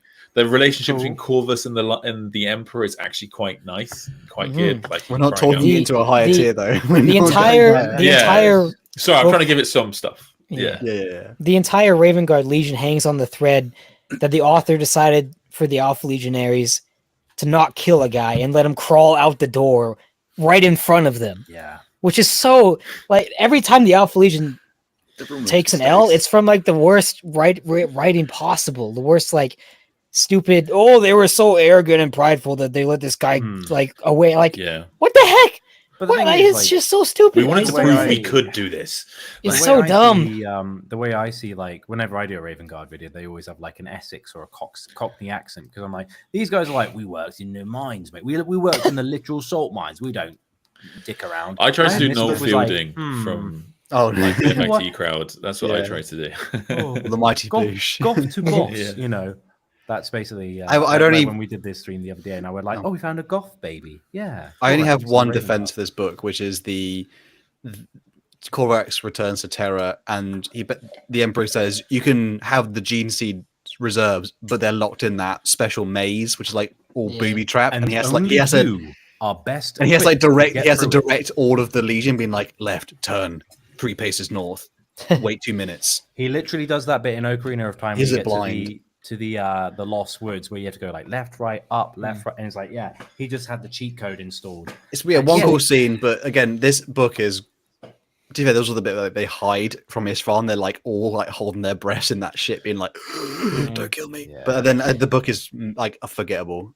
I just can't. I think it was cool. They also, this book basically made the Alpha Legion the strongest Legion in the setting, and they really didn't go anywhere with it. It's just classic. It's classic Alpha Legion. They gave them unlimited Space Marines, but they did nothing with it. Why they are now the most? What do you mean for people who don't know? From what I remember, the Emperor had given Corax basically like some kind of to make like kind of proto, kind of like Primaris Marines, but also just like mass produce Space Marines. Yeah. To rebuild his Legion because he was destroyed. Yeah, and so then the Alpha Legion come in and steal, and the Alpha Legion almost destroy the entire Raven Guard Legion. But like I said, a guy crawls out the door right in front of their eyes, and they don't do anything about it. And that is why the Raven Guard is still here today. Yeah, it's the Apothecary. Vicente 6. I remember listening to the book and being like, "Kill the guy, kill the guy, kill!" And then they just don't, and it's like, what the heck? And then his like mutated raptor like sons are like, "Daddy, why They are you also created the weeping?" first. They also created the first Chaos Raptors, didn't they? Yeah, and then he's Yeah. like, "Oh, my daddy is dead. I'm gonna go Yeah, kill because some they Alpha Legion." corrupted a bunch of the Raven Guard gene seed, but they almost did all of it, but then they didn't because the author needed to make sure the Raven Guard was still around in had like 40k. a special gimmick from the Dark Mechanicus where they were like, "Hey, steal the Magna Mater and infect what they have, just so for like a bit of fun we can see what happens to them." And then they're all like being like, "Dad, why have I got seven hands and 5 arms?" wives. Like, So "It's yeah, fine." basically it does. I guess to be fair, it does kind of make more sense out of how the Alpha Legion treats their Space Marines. It's just like completely expendable because they can just mass produce them. We might have But to get a they move really on, don't- boys, by the way. I Just feel like they realizing don't how touch on many it. books we've got left. Yeah, It's going to No, be no any fear. salamanders as well. Yeah. Yeah. Go This through is those an quick. important- I will say this one's an important one. It's So Boing if God I tier. put this in C for now, I'm gonna go for a we. No fear. Discuss. Oh, Boing God. don't I know would if go I read it or Boing not. Zone, whatever. It's the title. Boing Gob. This is Yeah. one of my favorite, whatever you call it. Punching Your in space. Hail Hail Boing Gob. Gob. This is one of my favorite books. Justify of Heresy. this. I think it's so good. I think it's okay. So in terms of like how a novel is written, it's so well told. So there's like a time scale as you go down it. I think it makes it like made the Ultramarines kind of what they are today. Up until this, the Ultramarines are like the bland Space Marine that like the poster boys no one really likes. And then Dan Abnett gave them so much personality in this novel. The word bearers are like properly evil bastards, which is like the best way to write them from my point of view. And there's no filler in it. Like literally, the Ruin Storm is created in this novel. It's Calf, outside baby. of it. Yeah. Oh, yeah. Sorry, I didn't actually say this. Is Yeah, this is yeah. the trailer count. It's really good, and you get like the perspectives that Dan Abnett does. That's one thing he does really well is he tells his stories from multiple perspectives. So you get like word bearers and Ultramarines who were like really close friends and how it affected them, all the way up to like Gilliman and Lorgar, and then a bunch of stuff in between. And you get like badass moments, like the cover art there is Gilliman actually. I was about to say, how do you? Yeah, no helmet. This is the famous. So quote, no helmet. Gilliman. This is one of the books that personally I enjoyed the most from the Heresy. I think. I did like this one, but again, like, I feel like the reason it didn't hit me as hard as this one is because I think I like the 40k Ultramarine stuff, but I much more prefer like in this bit like the word bearer aspect of it. Like I genuinely like, not saying I'm evil, but the flawed characters are always much more interesting. And I think particularly with Gilliman, I prefer more of the later stuff where he's like actually like, oh, I'm having to like, you know, there's like like reconciling the actual like, oh, the heresy has like ruined us in this many ways. He's just angry, a bit too angry. You know, he's just angry in this one though. Which to be fair, I was reading I was just finishing up like the Dark Imperium like Godblight Plague War stuff. It's the second book where he just like at the end of that book he just literally yells so loud, like all the people go like, wow, I didn't know Gilliman's vein could throb like on his neck that badly. So horrible. Mm-hmm. You can throb. Next one, Andy. What's the We gotta word it like that. Oh, sorry, I don't want to overrule you guys. If you don't want to put it in, yeah, No, we'll leave it. God. We'll leave it. We'll leave Boing it. God. Primarch's anthology as well. Boing God. No, just leave it there. Fear to Tread. I actually haven't read Fear to Tread. I haven't read it. Do you have to read 20 books to get to the first Blood Angels mention in the They Horus were Heresy? in the first. They were in the first book as well. To be fair, so they were like, we'll give them a little bit, so we'll wait 20 books. That's the first third of the Horus Heresy. There's 40 more books. This is pretty good. So Horus has sent the Blood Angels like far away. Basically, the Horus recognized the Blood Angels, the Dark Angels, and the Ultramarines as like the big problems. So he was like, let's send them far away so they won't be involved to like Istvan, because they just have very large legions, and Sanguinius is a badass. And this is where Sanguinius finds out about the heresy. It's one of my favorite scenes in the heresy. Erebus gets literally flayed at the end by Horus, which is fantastic. The first incidents of Sanguinius and Carbanda, there's a part where Sanguinius gets like knocked out and he has to be woken up. And Calbanda's like, how are you alive? And then he says, my son's found me, and that line goes so hard. I did not do it justice. But yeah, great. Where would you rate I don't know it? if I'd put it like S tier or anything. A or B? Better than Descent of Angels, surely. Yeah, better than Descent of Angels. Now I'm looking at it, I feel like Descent of Angels is too high, but like, definitely better than Descent of Angels. That better? Yeah, I think that's better. I would say Fulgrim above the Fear to Tread, but yes, it's tough. Oh yeah, for sure. I will say that too. I really enjoy Meros from the Dark Angel stuff, and also a fun fact: there's a star he's called Eli Janus, who sacrifices himself during Cygnus Prime, and he's a captain, and he's like, oh, all our buddies are going mental. And bless fight demons, and Andy's showing off how he's read every single Horus Heresy. Yeah, seriously. I've read a lot. Well, I've listened to a lot. Shadows of Treachery. This is another anthology, isn't it? Yeah. It's actually got some good ones in it, but again, I think you got to put it in the anthology because we've got to get a move on because Angel Incarnate, Angel's Exterminants. Cool book, really cool book. Good fun. Really I think it's also the same vibe of Fulgrim. I wouldn't reread this book, but I didn't it was cool. Some good moments, some Shattered Legions. I think Beta is good for that. Yeah, I think just leave it there, Andy. It's fine. It's good. I guess as well, if you're brand new to 40k, this is your this is your first proper ascension to demonhoods, which is very exciting. Eldar lore. There's Eldar lore in this one. I like as well how it's not just it's loyalists versus traitors. It's loyalists versus it's shattered loyalists versus traitors because the traitors aren't happy with working together. It's the most stern, no nonsense legion with we like to inject several substances into our faces. I can only mention one scene, which is when Fulgrim appears before Perturabo, and they have a whole you know how they have carnival in Brazil.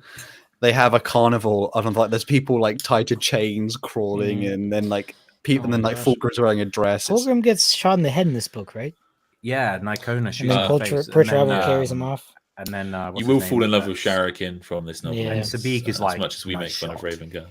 Everyone's Nicona. I'm Sabik, he's my boy. And Lucius the Eternal dies. Yes, this is a good one for the. Made. So it's a lot of it's a good one for Lucius haters. And there is that legendary line about paraphrasing. Fulgrim's Perty, I'm actually way better than you and superior. And then Perty's yet I'm the one holding the hammer. Smack. Yeah. Perty shows off his pedigree as a no-nonsense Primarch. Next one. Well, Betrayer. Perturabos get killed.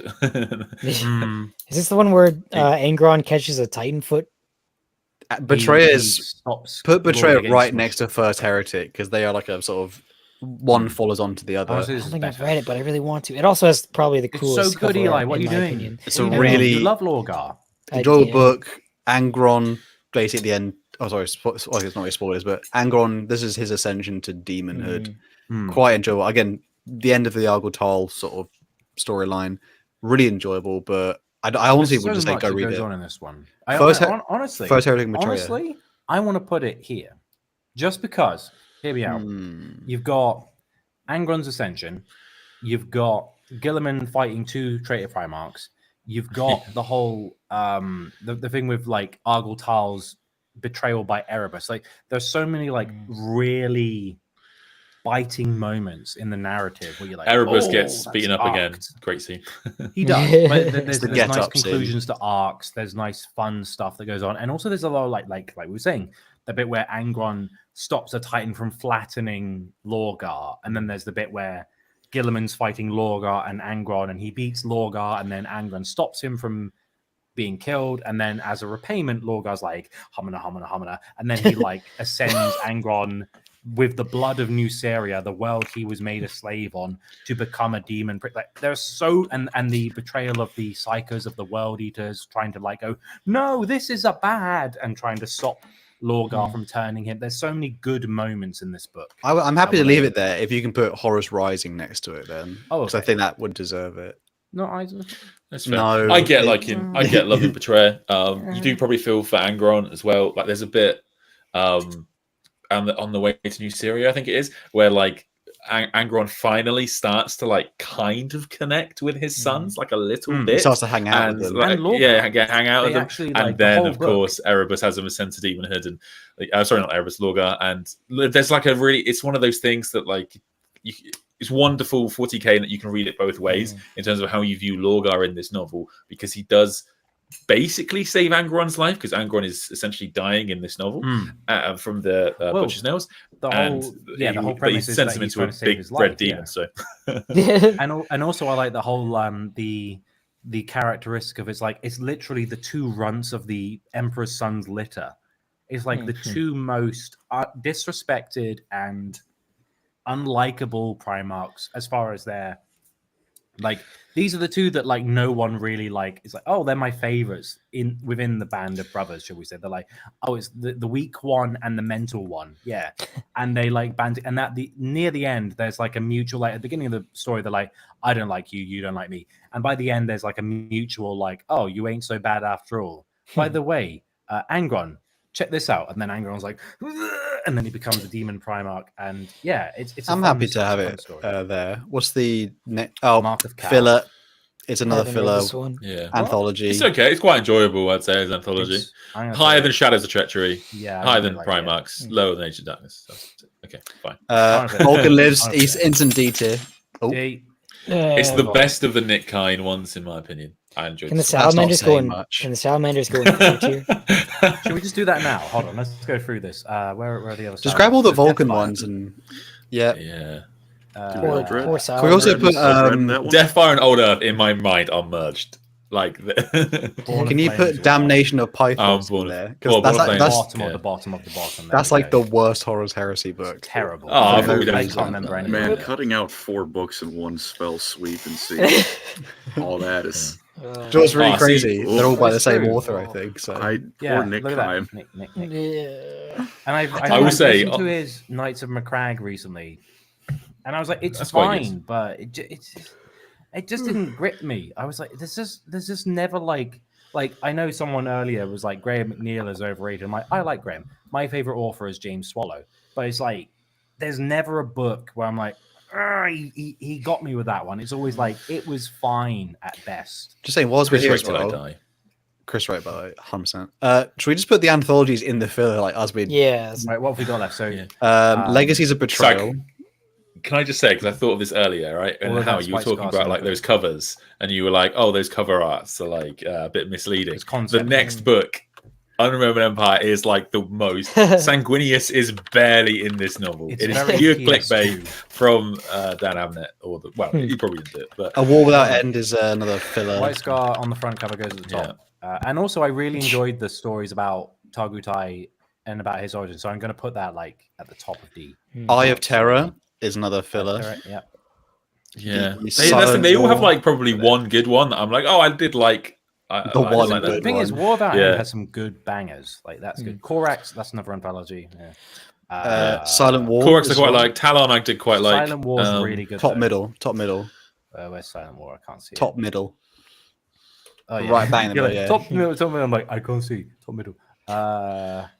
Shattered Legions is technically an anthology. Burden of Loyalty is an anthology. Yeah.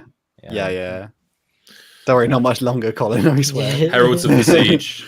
Heralds of the Siege is... I like how it focuses on the champions of chaos, so I'm going to put it higher because there's a bit of Typhus, there's a bit of blah blah blah. Where do we put Slaves of Garrus is also a anthology. No, it's not. That one's the But Garrow is exceptional, and so I'm going to put in C tier. Shattered Legions is technically an anthology, although that one is enjoyable. And Talon, I actually quite like Talon. Talon's pretty fun. Talon still need to read it. Boing tier, Talon. Iron Warriors get fucking wrecked because they 10 million. Just put it in. They forget that Space Marine armor doesn't mean anything if you're in a tank. 10 million tanks. I think that's the rest of them, and they're fine. Cool. Unremembered Empire. Fun stuff. I feel like I'm the only person who rates this one quite high. I would put this in near Fulgrim. Yeah, I was thinking the same. But it's not the best because weirdly it covers so much. But the Lion Gilliman part at the start, the first half of the book is a bit of a. It's all happens towards the end. It all happens towards the end. Conrad Kurz. But weirdly, this book is 5 Primarchs. It is Gilliman, Sanguinius, Lion, Vulcan, and Kurz, and they all get.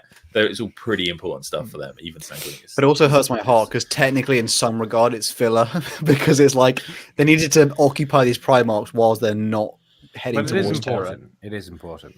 But you can put Vulcan gets cured, kind of. Yeah. or dead. I appreciate Eli. the like. Go I Con. was going to Go say, Con. were you trying? Oh, sorry.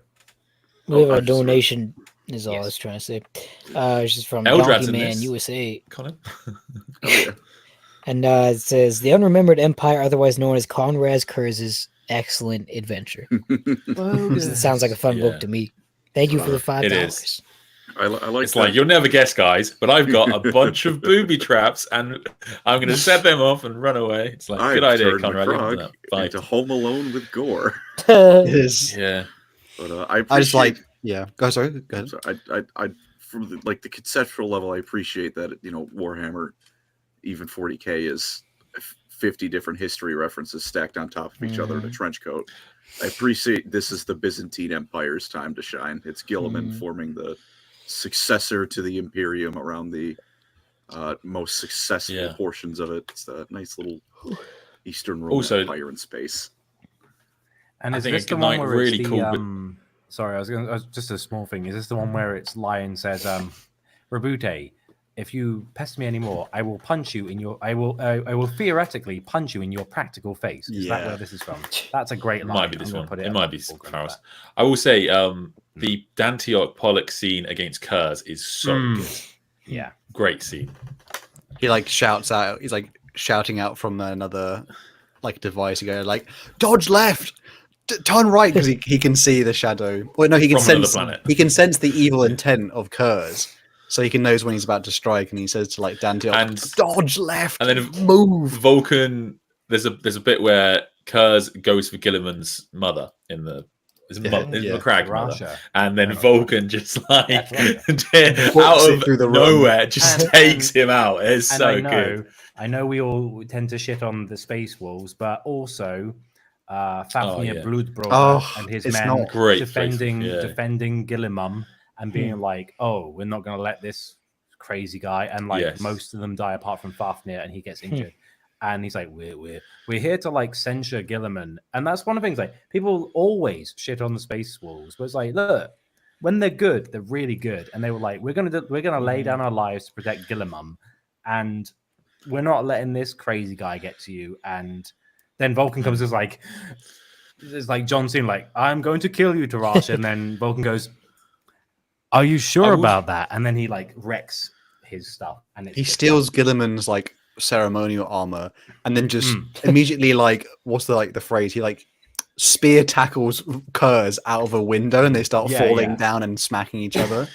And Kurz is just like, why won't you die? It's like, the bit where he like I would say- just one last bit. He stabs like Vulcan like with his two lightning claw, and he's like, I've got him, and then Vulcan just goes and just breathes in awake, like, oh god damn it. Just... One bit about this book that I did like is always so like weird to me is the bit right at the start with the Alpha Legion and their attempt to assassinate Gilliman. So these 10 Alpha Legionnaires just put on Ultramarines armor, including Theo. Theo's like an Ultramarine that Gilliman gets along with very, very well.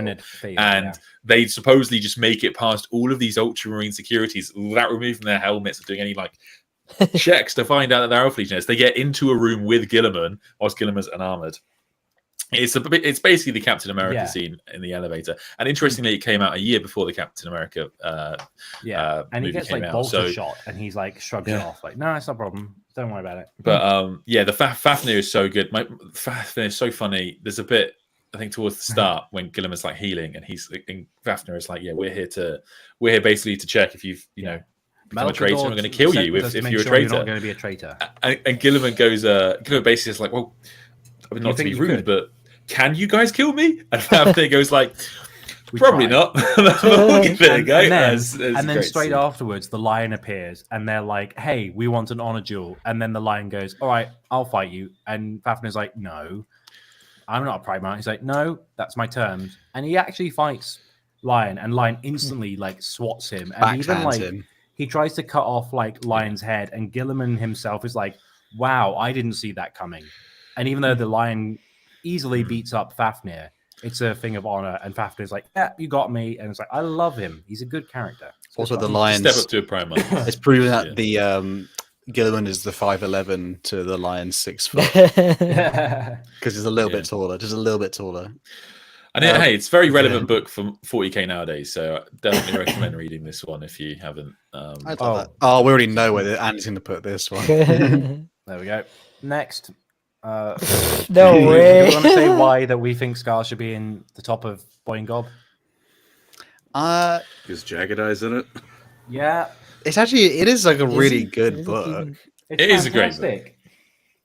So quite a good book. Like the scars are so interesting as a chapter. It's like as a chapter, as a legion, and very interesting chapters too. But like, yeah, the scars have like their own little civil war. Like it's very interesting, and Jagged I can't actually is smart, and he debates in his head. Yeah, should I get into the like, heresy? hey, I'm in a war with the Alpha Legion. Do you want to give me a hand? He's like, I'm going to figure out what's going on first before I go in the deep end. Like, chill. Yeah. It's nice. Well, if everyone's getting into like reading heresy books, this is one of the few ones where, like, a lot of them are like very separate from, like, they're kind of their own thing. This is like that, but it's actually like I'd recommend like for beginners as well. Like just straight up go for this book, because then you get to enjoy like a really well written Legion, well written storyline part, and it just ties up neatly, and then it goes on to like another novel that's enjoyable as well. Because the thing is, it's like it is involved with the Horus Heresy, even though it's not to a grand scale. It's not like the big laser beam in the sky sort of story, but it checks all the boxes of, like, you get to understand the culture of the Legion, you get to understand a Primarch in doing so, you get to see the politics of the war as it unfolds, you get some fun action scenes, you get, like, it does everything perfectly. Like, we can't recommend it enough. I think it's great. It's great. We'll have to save it for like a proper video so we can get into it at one point. We'll have to talk about it for hours. Vengeful Spirit. Oof. You know what? Because I've read this one not that long ago. I put it in the bottom of A. For one reason, which is just it suffers from the problem of a lot of other stories, which is, you know, good parts, but then the sum of all of it is like, I felt like the book was a little bit of a slog. In terms of the how opposite of Scars. In like how you see, it's a very long book is the problem, but it does have epic moments. So there's an assassination attempt by the guy who just got a muzzle. I've forgotten his name. The Iron Hand. Shadrach Meduson, which is really, really cool. Great Primarch moments, taking a plane out of the sky. You have the Rebellion of House Divine is so one of my favorite parts of the heresy. So good. House Divine are a knight household who they just have their own video, really. They're basically this one member of House Divine who should be in charge, but he's not. He's been kind of treated shit by his family, and eventually he kind of gets in charge of the house, and then in the end they turn on the Emperor. But when they charge into battle, they see themselves as like these legendary knights, and they attack a monster, but the monster is a loyalist titan, essentially. And it is like pure Horus Heresy. This covers all the events of Molech, which is a very important planet, and Lupercalia, which is a city, and near that is one of the three gateways into chaos, and that was where the Emperor went to do his bargain with the Chaos Gods, and Horus does the same. And then he came after out, this he book. was like, Horus is forever changed. A lot of work to do. Yeah. So lots of epic moments. It's essentially it's just the story of how Horus, instead of like he was the War Master, and now he's Champion of Chaos at the end of this book. Really, yeah, that's fair. And there's a small bit where Garviel Logan, who we meet in Horus Rising, again, like most people's, like a lot of people's favorite character, he makes an appearance there where he just gives the middle finger to Horus at the end and basically goes, "You're wrong, I'm right, bye," and they get sucked out into space. But again, like I wouldn't read it again. I wouldn't read this book again, but I did it. I was all right with it. I'd read chapters, but I wouldn't think. What's the next one? I mean, it's one of the saddest moments in 40k. Antioch, my boy. This is. Do you know where we should put this? Top of B, but it's next to Unremembered Empire, because essentially it's the continuation of the Unremembered Empire storyline. I don't think you needed this book and Angels of Caliban is the thing. I'm going to be harsh on that one a bit. This one again, like there's lots of. I just like, this is the bit what makes me like Gilliman so much, is the storyline here. Gilliman's just so cool in these novels. There's a cool the actual like Pharos beacon plot device thing. Like I enjoyed it again. Like all right. and then again it has like one of the saddest. It has like a nice like brotherhood relationship in it with the Iron Warrior It's Dantiok. the unlikely friendship. Yeah, caricature. Space And Marines then actually Gilliman's cry. all like, he's like, what's going on? And then his Ultramarines are like, yeah, that Ultramarine, he's been like sobbing, so we gave him a blankie, and he's still sobbing. And then Gilliman's like, Pollux, and then he's like, do your job, but we're gonna like make Dantiok the first ever hero of the Imperium. We're gonna honor him, and I'm gonna help you to like avenge him because Gilliman's a swell dude, right? Yeah, but That's again, fine. I wouldn't reread the novel. But I would. I do like I enjoy it as like the entire like sort of plot line of Imperium Secundus sort of thing. Well, so you get to nice little thing at the end. You get to meet the Tyranids, which is very nice. Yeah. Bit of a Thanks, whoopsie. thanks, dudes. What's the next one, Andy? The next one is Path of Heaven. Hold on, let me just put this. Oh, There we this go, one there is we go. this is Khan versus Glorious. Mortarion. This is a Glorious. great book. Weirdly enough, if you don't read a short story before this book, it kind of doesn't make sense because there's a short story There's a where couple of those. like Mortarion just basically goes, I'm a psyker. That's horrible. But you know what? I'm not going to let the warp control me. I'm going to control it. I'm going to start doing my own experimentation, and then it'll answer to me, and then that doesn't go out so well. Again, I don't even want to spoil this book because it's just so. It's so good. Which Like, book it's is the just- one it's where a he bit of goes a to cliche that White Prospero? Scars have the best books in the Horus Heresy, but I'm not going to diminish that. They're fucking great. They're amazing. Read them. They're amazing. Which book does he go to Prospero in? How and Andy? Scars, isn't it? Scars, yeah. Yeah. And he meets up with Magnus, and he's like best mates with Magnus, and he's like, gotta be honest, bro, it's a bit cringe going chaos. And he's like, oh, but dad, it's a bit. And he's like, yeah. And then they fight, and then there's like the fact this is like Him and beginning Mortarion of fight. Scars. You mean Beginning right? of Scars, like the White Scars Legion has a ton of units there, like a fully stocked legion. And by the Path of Heaven, they've been harassing the Emperor's children, the Sons of Horus, and the Death Guard. But because they've been fighting Free Legions, the Free Legions have been working together to be like, oh, we understand their tactics. So by the time of the Path of Heaven, they are like heavily surrounded by Free Legions, and they know all their tricks. And my boy Tagutai Yasugai, he dies, and Shinsha dies, and it makes me sad. All I can't of talk Jagatai about this Khan's anymore. all of Jagatai Khan's best friends who were with him before they were like White Scars. At the end of the book, he's like, all my friends are dead, and it's like, Yeah, exactly. but you That got to happens fight for in- your father. That happens in his Siege of Terra book too, doesn't it? All of his buddies just die. And in his Primarch So book, sad. all of his buddies died to the orcs at the beginning. Yeah, but then he's again, been through Siege it. of Terror, Shaban Khan makes the Salamanders look bad by saving a guardsman and a baby, and like running from like beyond the walls, but like, I've got a baby, I must preserve. And then he like takes them to the wall, and all the defenders are like, "Way, White Scars are the best." And I was like, I know, right? By the way, we got a donation from Looty McShooty, veteran of the Yes, channel. brother. Thank you very much.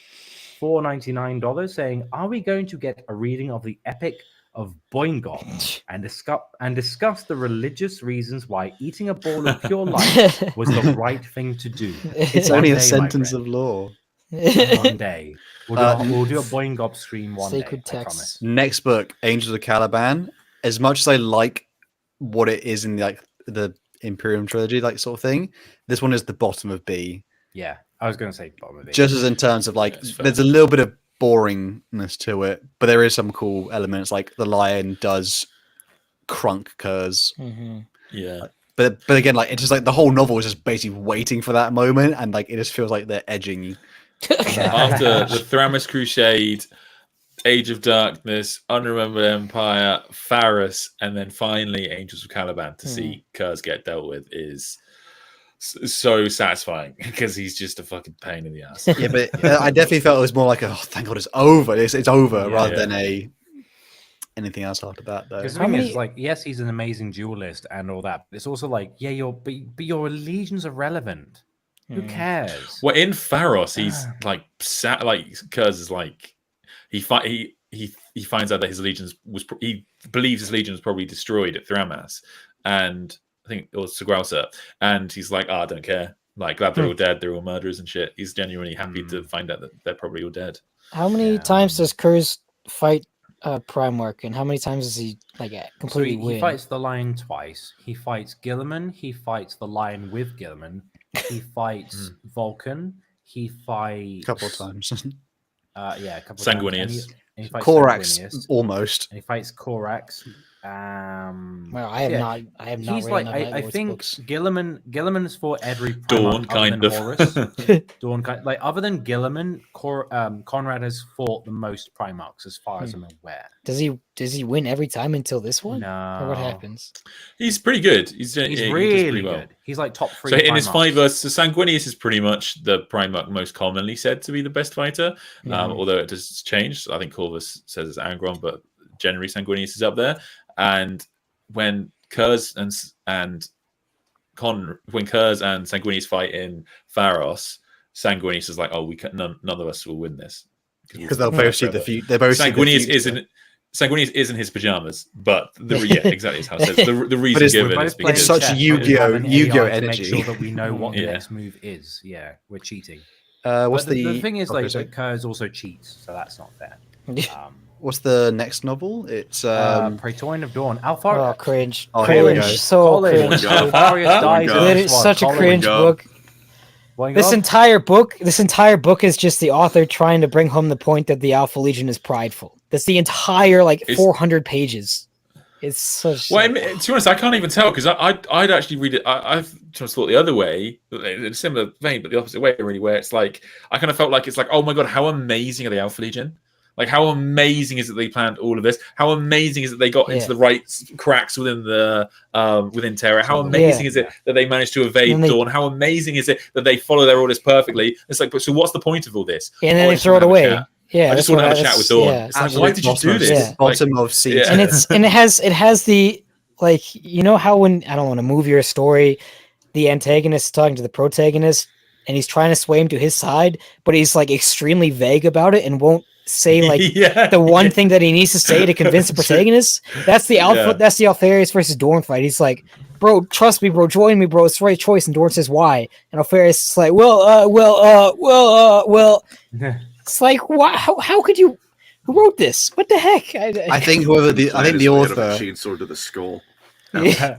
the author, to be fair, did do their best with the Alpha Legion rather than I see the task was going to be done poorly. I think no matter what, just because again, it's it always has to win. But the Alpha Legion in this, it was there's certain aspects of it which is that's actually kind of enjoyable and neat. But I think it overall, Dawn picking out Alpharius is a sick moment. That happens in Legion, I think, not this one. I think the underlying. No, in Praetorian of Dawn before they fight, when Dawn walks it's a into the room flashback, and he sees Alpharius and 2 guys. He's like, I kind of like the idea that behind the book, it's like, what if you had an unimpeachable morass of smoke screens versus an immovable object, and that the immovable object still wins because that's the thing. It's like, oh, I'm going to attack you from all these all these avenues and blah blah. It's like, yeah, but I'll still nut you, and that's kind of the idea of You know what is enjoyable about this book though is the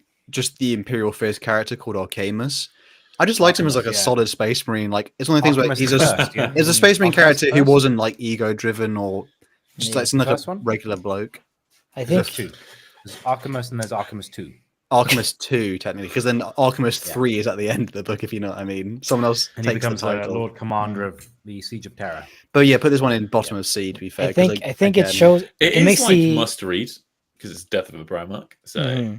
Yeah, and I will say it is Death of a Primarch. But it's Death of the Primarch. The chapter after Alpharius dies is Omegon going, oh, I can feel that Alpharius is dead. So unfortunately, I don't think he's coming back. Master of Mankind, Boingob. Boingob. So Boingob. Boing on my... Sorry, Boing on my gob. Jesus. What's it there? No, it's next to Scars. It's next to Scars. Honestly, I got more out of Betrayer than I did Master. honestly. Master of Mankind is literally like it's one of the few things that actually gets Yeah, It's because- just that because- close to porn. the Emperor. It's the thing just is- Warhammer porn. Master of Mankind is like, oh, the Master of Mankind did mastering, and it's like, yeah, obviously. Whereas this has some fun twists. Like this is like, oh yeah, cool. This is See, one. how- This how is I- this is this is the must read of the entire Horus Heresy, though. Yeah. Hal, I feel like it we've is. had this Excuse me. conversation before where cool Excuse me. people being in a book doesn't make it a good book. No, 'cause the The Emperor problem being is in, when they're this cool. When it's You know when what, it's that's a this fair cool, point. it's so hard. I like I'm your totally with you, opinion, Colin. that's a fair I cannot point. fairly evaluate this novel. If it was written terribly, I probably wouldn't be able to tell. But I'm pretty sure it isn't. I'm pretty sure it's actually quite good. it follows mostly the Webway War with the Custodians and the Sisters of Silence, and a few like from the Blood Angel. and a few like extra mercenary people in it. That is again like the combat in this book is the best combat of the entire Horus Heresy. The bit where they would describe how the Custodians with like their spear, they move so fast, and when they're out of ammo, they ram it into the ground, unleash their dual swords while servitors like reload it, and then they quickly sheath and like pick it up. Yeah. The actual combat in this one is unmatched, and then obviously the Emperor arriving in the Webway is literally like the sun. And The it's- sun yeah, arrives. It's also I remember in the epilogue of this book, it's really satisfying because I think it's in the epilogue he put this, where he talks about how he didn't actually like invent any of the Emperor lore for this. What he did is like pull all these different sources of the Emperor's lore and turn it into this novel, and it becomes like the go-to novel for what we know about the Emperor today. And I just thought that is so wonderful. It's goated, this one, goated. Next one, Andy. What's the what's next the on the next one list? is the Crimson King. Oh God, C tier. Yeah, it's just This is the only novel I thought I couldn't follow at one point. Like I didn't know what was What a happening. quick fall from grace. Yeah, I think it's a even trudge. Graham McNeil, who's the author of this, who's written a lot of good Warhammer books, He does a lot of good stuff. he And Thousand even Sons. said he really struggled to write this book. This book is essentially the Thousand Sons messing about in the Heresy doing nothing. They're looking for And the Luke shards just of being like, I want Magnus' to fight soul. you. What's his name? And he's like, no. stop." One's on a boat, one's in a river. Like honestly, I almost struggled. I just didn't know what was happening at one point. I was like, Like, especially what's happening on the planet of side sorcerers. quest. Yeah, like this is side quest the book. You've played Skyrim's main quest 80 times. Go on some side stuff.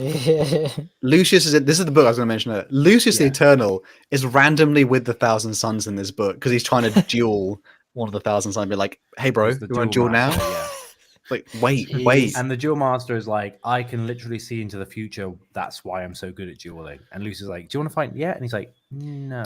Donation by Leon. Thank you, brother. He says Yes. Conrad Kurz will Thank make Fulgrim cry like a little bitch because I don't know, Kurz could win, but I like trigger people like a good Night Lord guy. Thank Night you, Lord brother. fans cannot comprehend Conrad Kurz losing a I fight mean, ever. I mean, the thing is, I was on Astartes Anonymous, shout out to Astartes Anonymous, and I was having a discussion with Red beforehand about how, like, he was coping so hard that, like, the Dark Angels are just better than the Night Lords. And it's like, I get underdogs, Night Lords, but, like, the Dark Angels are way better. And Yeah, I every chance they get, they crunk the Night Lords. But they killed 2/3 of the Night Lord's Legion, was it? Yeah. Something like that. And it's like, It's you majority, can't like, deny. bit of that- I mean, when your Right. thing is to kill unarmed civilians that are weaker than you, I feel like you're kind of like the runt of the Litter This- Legion, and that's saying something considering the word bearers. Can't use my exist, where it's special like, power. Come on, have Use some my standard. special power. It's also not. It's also not why I like the Night Lords. I never. Yeah. I would never like the Night Lords because of their prowess. It's just they're just very interesting and fantastic characters. it's, everyone likes Sevatar. You Also, can't you not can like also always Sevatar. say Sevatar is like arguably the best swordsman. Beat Sigismund. Just saying. Just saying. He's cool. Totally Kinda. legitimate. We also have another Maybe more donation sorry. Hey, a Yeah. dub is a dub. from main main even TV. Sorry, Main I'm event freaking out Virgil. right now. Okay, thank you. Yo, boys, love the show. A question that will derail the conversation. But is there an archetype you believe is missing from 40k factions? Example, Wood Elves. Yeah, Wood Elves in 40k. would Colin, be- what do you think? What else would be the Fucking Exodites? please. I If beg only, of you. if only they had more than 2 pages of lore. I beg of you. I remember, like, someone in my comments in a post I made the other day said they want to see Exodites before Emperor's Children. And if I knew that person in real life, they would have gotten a stern talking to. But they're right. Bro, they have 2 pages of lore. Yeah, Can, well, can we give the regular factions codexes before we make new ones, please? No. Oh my gosh. We need more Leagues of Votan models. I kind of want to just see a little guys like faction. You know, you got the Watchers in the Dark. You got like the small boys. I just want to see small boys. Short Kings. Short Kings Legion, please. I think that was supposed to be the Tau, and then they fell into the mecha trap. Yeah. And then they became like blue cow-hooved weeaboos. The thing is, I know what you mean.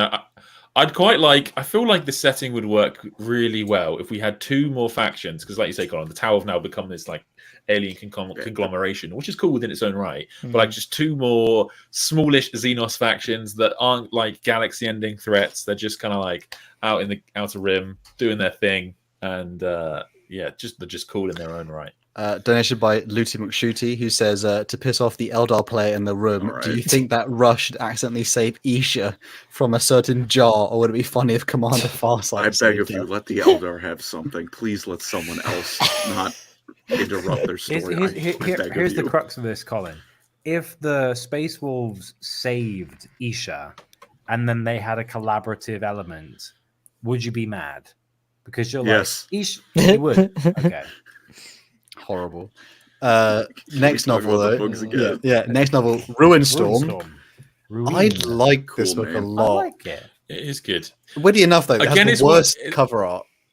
Again, it's one of That's those fine. things where, I love how they changed the lion's hair color because they're like, oh, we've just made 3 blonde. He lines. looks He looks like ugly. Dog the Bounty Hunter. What's but- going on? I think again, you kind of have to have read Herald of Sanguinius, or you're like, who the fuck is this guy? The Herald of Ascalon. Sanguinius that keeps popping up, but it's not Ascalon. That's the Well, point. Then Well, officially, he is.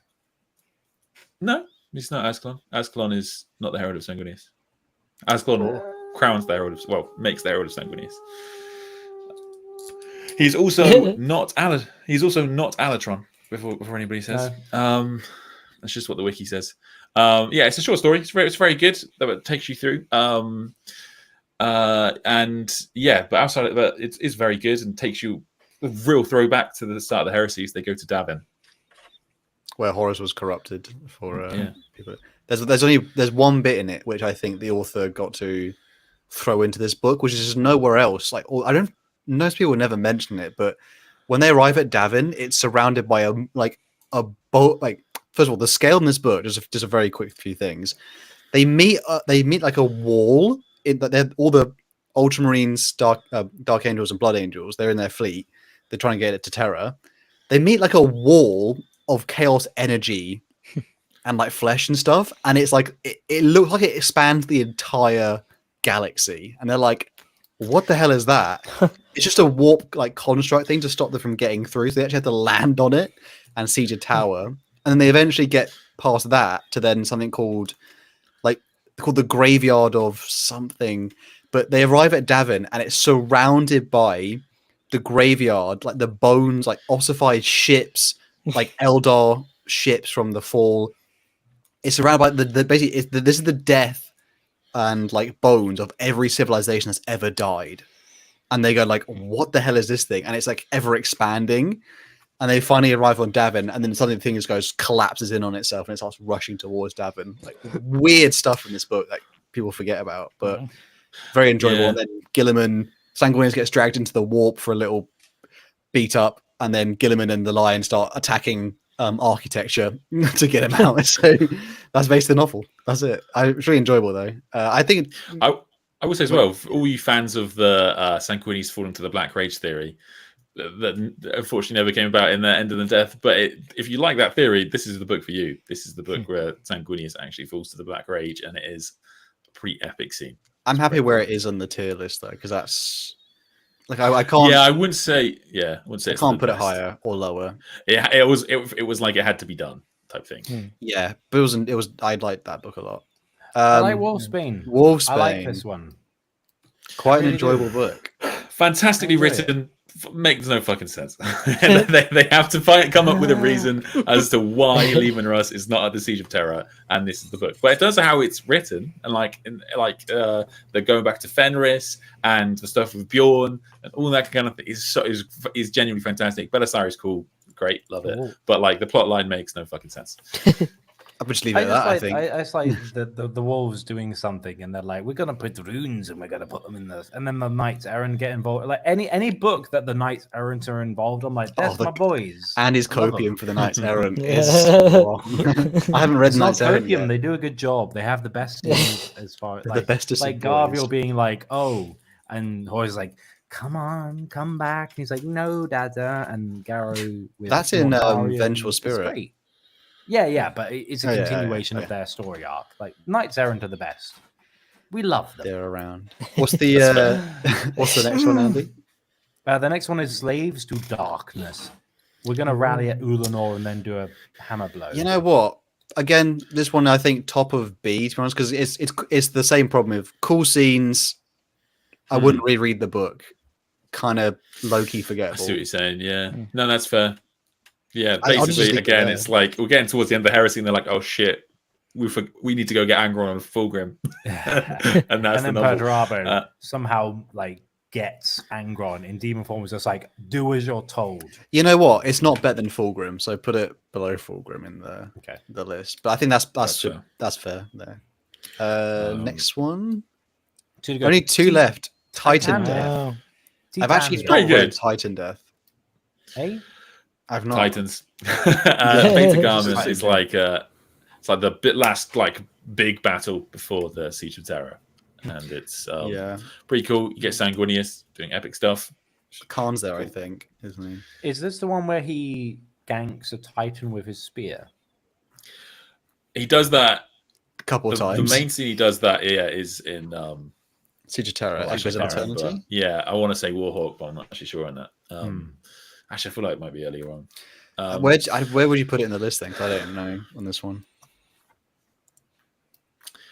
Yeah, I don't think that, telling how strongly you It's- feel about it. it's not filler because I think it is like a pretty important part. Yeah, I would say B tier. I think B tier, maybe Bottom of maybe B? above Angels of Caliban. Right? Yeah, Or Angels.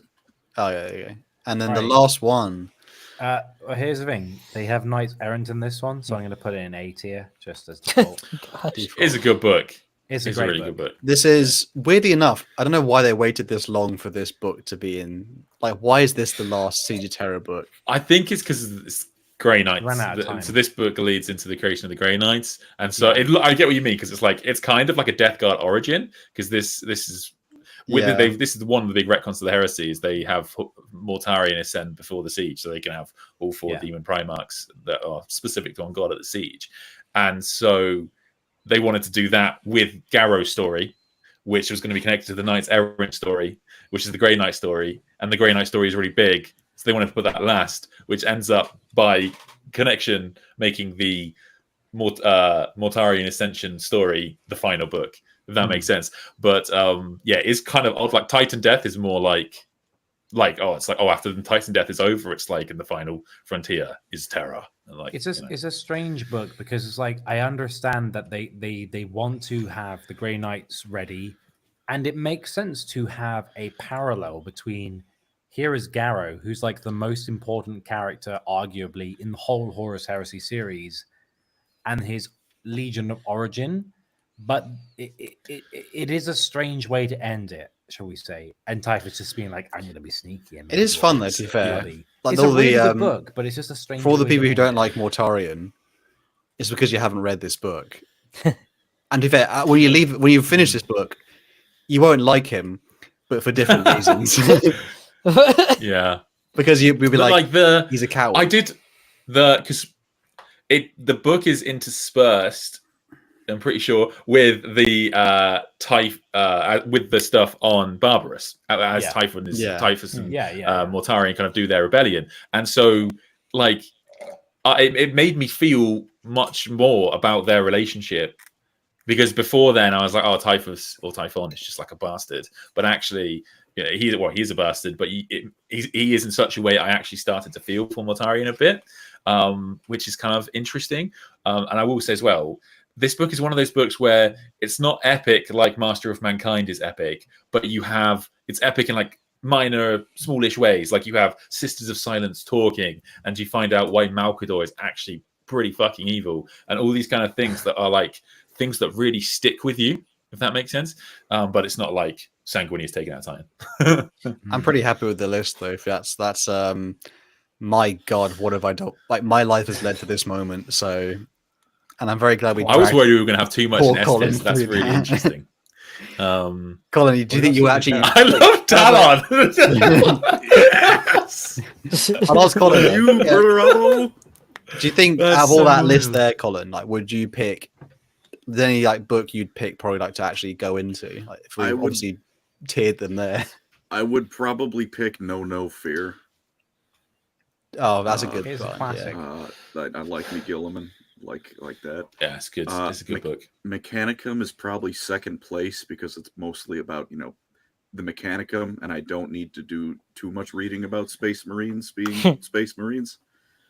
And I guess that's for a good, yeah. third, a third, I'd probably pick I don't even remember the name of it. The one with Corvette Chorus flying towards the cover, looking all broody. Deliverance Lost. Not even because I think it's a good book. I just think it's like a rite of passage. You need to be disappointed by the Raven Guard at least once.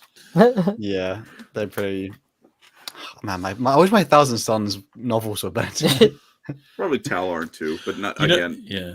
Go I'd ahead, be Ed. interested to see it actually without the anthologies in it, because like they are just anthologies, and whenever you get to one of them in the Heresy, you do just go, oh, it's an Right. anthology. Let's go through it, because this is the thing. It was we said it like a couple of times. There are like random anthologies that you're like, oh, this is actually really important.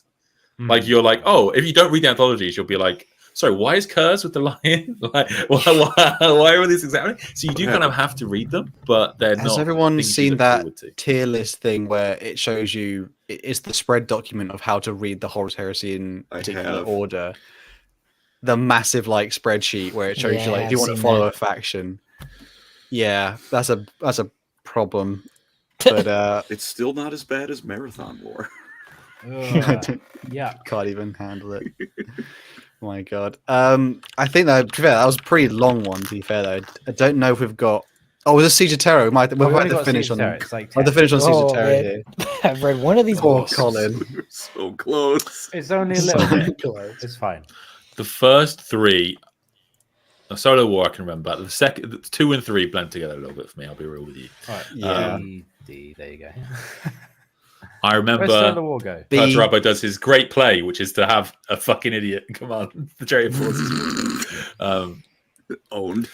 What with the Sons of Selenar? That one can go in C. Yeah, it's not bad. But why is it a Siege of Terror novel? Yeah. Why are you here? Saturnine Boingo. Just again, it's Yeah. just fucking porn. It's so like the kill teams, Dawn versus Fulgrim, just Trenches, Dark Angels tunnels. show up. Spoilers. It's just so good. This is very much like We got you. 2 donations. ahead. Thank you. So we got Centurion Crunch for $19.99 saying, Ed, back on Lorecrimes. Today is indeed a food day. Andy, I think it would be poetic if you appeared as a VTuber instead of wearing the mask. on Wow, that's screen. actually quite funny. How dare the whoa. And now it's been retracted. Fair enough. Jeremy Golden for £5 has said, kind of off topic, but would you guys ever do a painting contest between you? I think we Maybe talked one about day. that like in the yeah. earliest days of Lorecrimes ideas. Yeah. We'll see. I think Sky's we have the to. limit. To be fair, do we get to use all the tools we have? Because I have an airbrush. No, it'd be brush and paint for Brush everybody. only. I think. Yeah. Keep it raw. It's all right, Howard, but yeah, I glazed that. Yeah. Lots of thing coats. It's like on here's what I made earlier. So, Yeah. what was the next novel? Art Attack. Fury of Magnus. I actually quite like this one. Like B. Yeah, it redeemed Magnus a lot in my eyes. did. Good dialogue in This this novel. one. I like Primarchs that love their sons. I'm just a sucker for it. Is that one more? Oh, and Scroll down a little bit, Centurion Andy. Crunch donated Quite, another 19.99. Lower saying, than Wrath of "Surely Magnus, Fear of Magnus, typos. whichever Love one you it's called. guys. Love you Yay, too. thank you, Thank you, brother. Centurion. Thank you very much. Is that what's the next one, Andy? Come on, Mortis. Mortis. I'd say lower than C- Magnus. C, top of C. Yeah. War, Boingob, Yeah. Boingob. This is the only What? one I read, and it It's was up there. freaking awesome. Best, It was best. amazing. And you know why it's the best, Eli? Because it's got Jagatai and the Wise. Yes, it does. And Makes he has some sense. I would say incredible quotes the in next five, I'd go all Boingob. They're just, I couldn't say not. You They're know just- what? They're just epic. Garrow one. I haven't read it yet, so I don't know. Oh, I love Garrow. I know, So but good. Andy's I was worried that I would. rose yeah. tinted Simple. glasses are not strong. I'm I'm not with saying Andy. that just for saying that. I'm like, honestly, it's such a nice resolution where it's like there's So no true. there's no BS power level stuff. I It just- is a bit indulgent. I but just And at don't his like same time, the whole it's just fun. pull yourself down the blade thing, because that happens in those top two novels up there. That happens exactly Yeah. the same But thing. Garrow in those doesn't novels. kill Mortarion. He just has a Mm. dignified death, and that's good. And I think as well, it's how Garrow's story is built into this Yeah. death really nicely. Like Yeah. it's a very Damn it's a good very death. beautiful ending. Yeah. Yeah, and it's that whole thing of like honor and valor and not being a silly Billy. Thank you, Liam Culling Nain, who says Colin is stuck in 30k like Godric is stuck in AOS. Pretty much. Colin's gonna we'll have revenge in the next one, so Colin Right. can Echoes of Eternity. Sure. I'll get S. All right, let's Yeah. go. So that's the lowest I can. Can do I it. say End of the Death Volume 2? End of the Death Volume 2, I feel maybe May I say from this Why? point on? I've seen this a couple of times. I didn't Why? enjoy it. I And was it's just because the book's long. yeah, will say- I did feel like a bit of a slog. I've not listened. to How or read about any of them okay? yet. With so- how can you have the Dark King storyline and be reading through that novel and be like, this is a slog. I've still This put it is- in S tier. I this just think is the other like- two are like the Yeah. other two are cream of the crop. I was I would saw your I would actually say your End of the Lion. Death 3 was the worst of the three in terms of like a novel. But It's not D tier. Oh no, sorry, it's still Boingob, but it's just the worst of the Boingobs. So what it is, I was like, I did have a little bit of disappointment in terms of it's like someone saying I got everything that I wanted, but I also you know, like I ordered a dessert, I got exactly what I wanted from the order, but I was like, could they like maybe a bit of a sprinkle or something else on it? Sure. That's just a personal thing.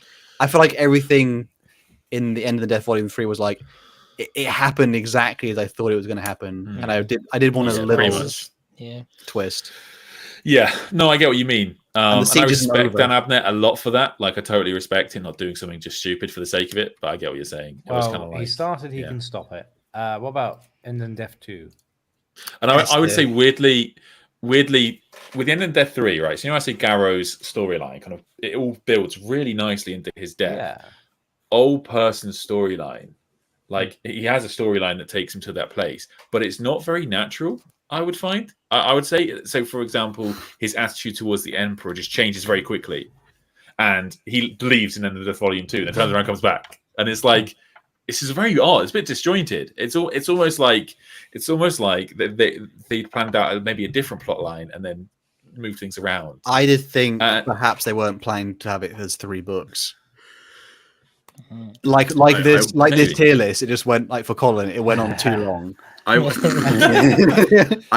would put money that it was supposed to be 2 at most, and GW went like, yes, but we're finishing the Horus Heresy. With this money train cannot end yet. But are we? Yeah. We're not going to To be conclude fair, it at the maybe end of Dan the books. Abnett was probably like, I've got to, you know what I mean? Like he has to tie up 60 books worth of To be thread. fair, can we give a shout out to Dan Abnett for not only like starting the series, but also like having like millions of people with bated breath waiting on. Hey, I know it's been 40 years of this. Finish. Like, that's a big deal. Yeah, isn't it? It's a big cheesy? ass. Oh, for sure. It's I thing- think that as well. One last thing, which is kind of, I guess, like the end, really the end of this whole thing is like, I don't know how everyone's going to feel about this, which is the fact that it's setting up a plot line that is now going to be like, you know what I mean? Like the whole book is set up a plot line in the the Beckwer novels as well. Like, so it's kind of this end of the Siege of Terror. It set up a 40k timeline plot, which is like, oh, so now I have to like, I definitely felt like I wanted a bit more of like a, it's over, we did it, boys, and then no, you know, the scattering, whatever can happen is fine, but just what I wish it was a bit more. It's over. I don't like, because again, 40k got a bit of a problem of like, but the setting's always happening. You know what I mean? Like, but it's not over yet. So, well, I mean, all right. To be fair on that one, and I'm going to take a rare stance to defend the Horus Heresy. This is a prequel. There's 10,000 years more in the future. Yeah. Stuff kind of needs to still be happening, because if it ended cleanly, you'd be like, well, so where's 40k come into this? I get where you're talking from, Colin, because I also think we're not used to Games Workshop putting story at the forefront of these settings, outside of just making a MacGuffin and then being like, this could come up in the future. But actually, these books are the end of the volume 3 with Lillian Chase, with Constantine Valdor's attitude change, with Abaddon, like with Annuncia, like the amount of links between that book and Beckwith, it is like fucking thought out. He has clearly planned this down well, and that is actually impressive. And, not to be funny, like whatever fandom has the ability to say, oh, we only got 10 books this year. Like, we're really spoiled as far as a fandom goes, and like there are so many talented authors who work with the Black Library and Games Workshop, and obviously when the highs are highs and the lows are lows, but like there's some really good quality stuff. I also think that people are way too hard. Like, I think when the reason the End of Death 2, people are so harsh on it, like I think people were just harsh on books because the nature of them is something. So it's the same with like Fall of Cadia. There are just a lot of characters in that book, and there's a lot that has to happen in the novel. It's just a lot. It is a lot to get to, but like, given that's an immovable object, it is phenomenally well done. And like, the actual things that you could like really cut out, it's actually not a lot. If any book was going to be like, oh, could we actually get a little bit more? I would say, give me a little bit more. The reason I would say 3 is a little bit worse is because like the way he moves so quickly after Horus Falls, like, was pretty shocking to me, and like that was a bit surprising. But like generally, I was like, no give compensation. Me more. Like, give me more. I do it. My complaints are minor because it's still like fair. No other franchise quite hits as hard as like that. And like someone who has read, I don't read every single like Hours Heresy book or a novel, you know what I mean? But just like from Horus Rising to now, holy, you know what I mean? It's like has anyone here read anything from like Brandon Sanderson, like Stormlight Archive? Yeah, man, like the Horus Heresy has the same vibe as that author, where it's like, man, I want to see my family and like see my kids, but the lore and the novels being dropped right now are just too good. Yeah, but I think that's a good place to like sort of. Is everyone happy with like that tier list? By the way, is everyone happy with the conclusion there? I think we've had nearly 2.5 hours of poor Horus Heresy lore. Wow. Yeah, we were talking. I've only built like 4 sisters. I only have 2 final remarks. Yes. I think Colin, who has suffered. The Fulgrim book should have been an S tier. Thank you. Because it sets up Eldrad's most important characteristic. He gets a whole lot of Eldar killed, goes home to Ulthwé, and gaslights everyone into thinking this was the correct choice of action. He shows up a little bit in the End of Death volumes. So he's there. Other than that, I'd like to make fun of it, but I don't think the Horus Heresy, I don't think, is bad. Because if it was bad, we got 60 fucking books out of it. Yeah. I mean, and to be honest, it is the thing. To this day, there's a big difference between Age of Sigmar and 40k. Colin, you might have noticed. And in terms of popularity, Age of Sigmar is still very far from catching up. Yeah. This is the difference. Is the Horus Heresy is genuinely, like, one of the things I say about 40k is that it has. I'm doing a video on Litu at the moment, And one of the things I say about 40k is it has no right to be as good as it is. Like Leetu is like a joke. It's just a ridiculous joke where like the first ever Space Marine made was called LE2, and Dan Abnett went, "Lol, I'll make that a character," and it's genuinely an epically important character that does so much. And it's just kind of like, how is this so good? This makes no sense. Like if you look at the naming of 40k, the naming is so all over the place. There are all like 5 books called Slaves to Darkness. It's just crazy. But like a fantasy book. Yeah, it's genuinely great. It's so amazing. That Are you telling me you don't like we are spoiled? Your Iron Hands leading your Iron Hands who have iron hands? Yeah, Yeah, exactly. I think that extent like the Horus Heresy itself too. Like, isn't I'm pretty sure that Horus Heresy as a concept only exists because early in GW's history they wanted to sell boxes, but they only had Space Marine sculpts. So they were like, well, why are we selling a kit Titanic that's is one the arm? best of a bad situation. Yeah, Yeah, there was Civil War. Civil Don't give War. that a What can we do with this? Yeah. And then what they can do with this is 80 books. I have to say Yeah. though, thank you so much everyone who was along with us on that journey. Yeah, To fair, if you made it again, we should always say this at the beginning, but please like it, like the Eli, stream. join me. Thank you everyone who was donating throughout the stream. We really appreciate that, and well, hopefully Colin gets to pick the next one because we put him through Yeah. that. For it's going to be Xenos tier lists, and we'll have to we'll probably enjoy that as well. Again, thank you so much for listening and watching. Thank you, Ed, for Thank you. agreeing Thank you to very much come for on joining and us. talk about Thank you. more. I wouldn't dominate too much or anything like No, that. that's perfect, man. It was One great. final, vastly important question. What's your favorite zombies map? Ed. I don't play COD very much. Sorry. I don't think I played at like friends' houses. I got big into Save the Warzone over rooks. lockdown, but that was it. Man. Man. Kept getting worse. Have you done that as a tier list? Yeah. Yes. Yeah, so we had to Wait, skip. more important question. That- More that important was question. OG tier Ed, list. what's your favorite epic rap battle Yeah, that's the lingering. Epic rap battles. of history? Yeah. Have you seen those? I haven't watched about them. if- I if need you- to watch if you- those, but like years ago. They're very The old new now. ones They are still kind of going. trash, but the old Yeah, ones they're are still great. going. They still go. They still get My views. God. Say, how about- How many have they done? Over 50. Like the new ones, I got to be honest, guys. The new ones are kind of mid, but Ah. like Of course the they are. older ones with like Weird Al Yankovic and Key and Peele, S tier, and the new ones. Like, I saw the Henry Ford versus Karl Marx, and I was like, very clever lyrics, but the beat's mid. The beat It's no counts. glory- The beat it's is no glory. important. If the beat Listen, sucks, it's a doesn't money matter how clever printing you are. format. I'll be honest. Should we do one for 40k at some point? That could be really funny. Epic rap battle. I was saying, I had a vision of a Lorecrimes epic rap battle. Crimes of history. God, That was we such probably fun. can't steal the format. Perfect. With that being said, though, thank you again so much, Ed, for joining us. And Thank you. if you made it this far, thank you so much for watching, and we'll catch you guys on the next one. Peace. Bye. Bye, Thank everyone. you. Bye, everyone. Take Love care. you. Oh man.